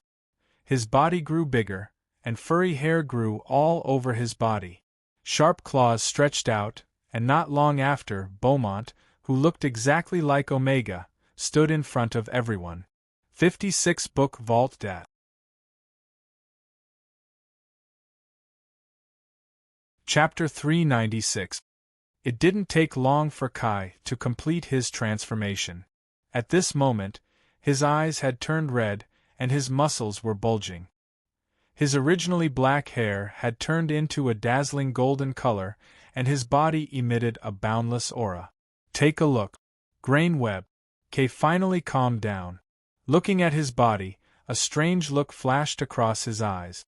At this moment, he picked up a stone from his hand, held it in his hand, and gently squeezed it. Under his full strength, the stone in his hand turned into a pile of powder. Kay smiled with satisfaction and gently clenched his fist. He raised his head and stared at Omega with a pair of red eyes. His face was full of provocation. "You! How did you become like this? Have you become the legendary Golden Beaumont?" Omega said through gritted teeth. Her face was full of disbelief. "That's right," Kay replied calmly. "Just as you guessed, I have become the legendary Golden Beaumont, because..." At this point, Kay paused. "My power has broken through the sacred domain." "What?" Omega was stunned. She could not believe her ears. Imagine a person who could not even defeat a normal civilian suddenly claiming that he had broken through the sacred domain. This sounded like a joke to everyone. Sacred? Sacred domain? Don't. You must be joking. You're a piece of trash who can't even compare to a normal human civilian. How can you break through the sacred domain? Are you insulting my intelligence? Omega laughed mockingly. However, her confidence was somewhat lacking. Believe it or not, that's your problem. Kay's face was full of a confident smile. Because I am the legendary Golden Beaumont. Ha ha! Looking at the golden K, Omega wanted to laugh, but found that she could not. She argued, the so-called Golden Beaumont is just a legend. Who knows if it's true? K's face darkened. He laughed coldly. Whether it's true or not, you'll find out soon enough. How? How is this possible? That Beaumont's aura is completely different. In the distance, Tommy's body trembled. He looked at Omega and clenched his teeth. This be asterisk tch, why didn't she just kill them? With her strength she could have done it. Could have. Tommy's face was full of anger and unwillingness. The two Beaumonts silently faced each other, one black and the other golden, facing the increasing hostility. The aura of the two continued to rise. On the ground, some small stones began to tremble slightly. A gentle breeze blew by, bringing along a leaf. The leaf curled up and slowly floated down. The moment the leaf landed on the ground, it opened the curtains to the battle between the two Beaumont. Suddenly, Omega moved. She took the initiative to attack first. With a low roar, she rushed towards K. Her huge fist was shining with a golden light. Her huge figure brought along a whistling wind. Ha! K could not help but show weakness. He shouted and his whole body flashed with a golden light. He also punched towards Omega. Boom! The two Beaumont collided with each other. Huge sparks burst out. A shock wave soared into the sky and spread in all directions. Kill! Roar! Like thunder, the two Beaumont crazily pounced and bit. One was an adult Beaumont, and the other was a legendary golden Beaumont. Both of them had the strength of the sacred domain. Their battle was earth-shattering. Impossible! Impossible! How can this trash have this kind of power? The most shocked one was Omega. She did not expect that the trash she had always looked down on was actually a golden Beaumont. Just as he said, he had the strength of the sacred domain. He was on par with her. The most terrifying thing was that he was not even an adult yet. How is it? Omega, my strength has surprised you. K laughed as he fought. He had finally obtained the power he had always dreamed of. He was now extremely excited. Every time K was bullied by Omega, he would dream of this scene. Today, it had finally become a reality. Damn it! So what if you are from the sacred domain? I can still defeat you. Omega would never admit defeat. How could someone as prideful as her admit defeat? She forced K back with a punch, and then leaped into the air in a flash. Aerial battle? K looked at Omega in the sky and muttered. At this time, he smiled proudly. Alright. K kicked off with his legs and leaped into the sky like lightning. He faced off with Omega in the sky. He can really fly, Omega gasped. She still could not accept it before, but seeing K fly in the sky, she finally accepted the fact that K was from the sacred domain. Before stepping into the sacred domain, Beaumont did not know how to fly. There was no strength that could support their heavy bodies. Now that K could finally fly, it was also proof that he had stepped into the sacred domain. K, he is actually so powerful? Rainie's eyes were blurred as she looked at K in the sky. She was tongue-tied and speechless. The battle in the sky was still ongoing. The sound of thunder could be heard. Even the ground that Rainie was standing on felt a slight tremor. K had never fought in an aerial battle before, so he was not familiar with the control of his body's balance. Omega used her advantage of experience to gain the upper hand and beat him until he retreated. He cried out in pain, and his body had a few more scars. However, K was still quite calm.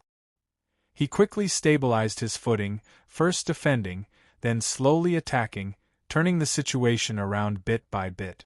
K did not have much combat experience because he did not have the strength to fight. However, in terms of skills, he had diligently studied Beaumont's boxing for more than 10 years. K's basic skills were very solid. Omega was shocked. She always knew that K's Beaumont's boxing was very good, even better than hers.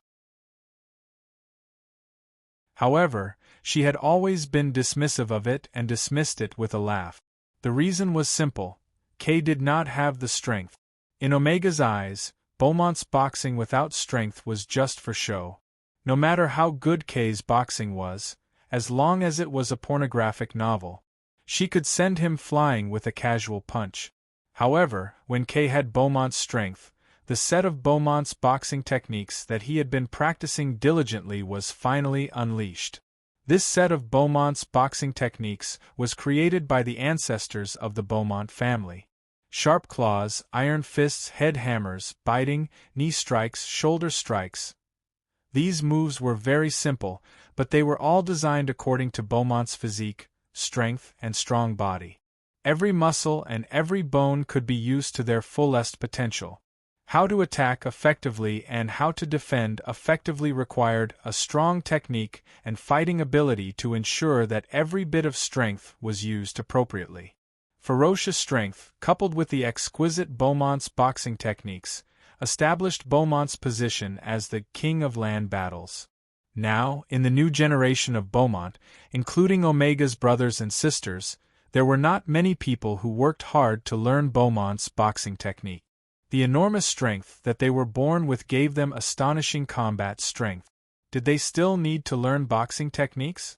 Only a natural trash like Kay would study these combat techniques that were useless in their eyes. Both of them were experts in the sacred domain. Omega's strength was about the same as Kay's, but Kay's solid foundation made Omega feel that she was at a disadvantage and began to show signs of fatigue. At this time, the situation was slowly being turned around by Kay, and the scales of victory were tilting towards his side. Roar! At this time, Kay finally saw the opportunity and suddenly punched out, heavily hitting Omega's face. Omega only felt a sharp pain on her face, and her body suddenly fell. Boom! Omega's body fell into the river, causing a huge splash. Huff! Huff! Kay also consumed a lot of energy. He looked at his hands in disbelief, and his face was full of excitement. He murmured, I finally defeated Omega. I finally defeated her. Boom! The calm riverside rippled again. Omega's huge black figure suddenly jumped up and quickly arrived in the sky. Shock, anger, humiliation. All kinds of negative emotions gnawed at Omega's arrogant heart. At this moment, she was about to go crazy, especially being defeated by Kay, who she had always regarded as trash. This was even more unacceptable to her. Kay, I will kill you, I will definitely kill you, the furious Omega hysterically roared. Compared to the furious Omega, Kay seemed rather calm. He smiled faintly. Want to kill me? Is that possible? Omega, look at your body. Your injured body is already trembling, it can't support your violent strength. Your physical strength is declining, your strength is declining. Omega, let me ask you, what qualifications do you have to fight with me? I. Omega's body trembled. She couldn't speak. She had overdrawn her body, causing her energy to dissipate. At this moment, the veins on her face were wriggling like snakes. Facing Kay's slightly mocking smile, Omega finally couldn't hold back. Her head heated up, she suddenly pounced forward. Beaumont, who was in a violent rage, was extremely crazy and bloodthirsty, and Omega was no exception. Omega, it seems that I have to wake you up. Kay shook his head. The gap between us is like a chasm. Suddenly, Kay used Beaumont boxing to block Omega's incoming fist, and at the same time, fiercely counterattacked. Bang! With a sound, Omega's face was like a blooming flower, red, blue, purple, they all emerged. How is this possible? How is this possible? Omega opened her eyes wide in horror. The feeling of pain from her body and the continuous loss of strength kept telling her that she was defeated without any suspense. Finally, Omega's heavy and huge body fell at the foot of the mountain and directly slid down. This time, she no longer had the strength to get up.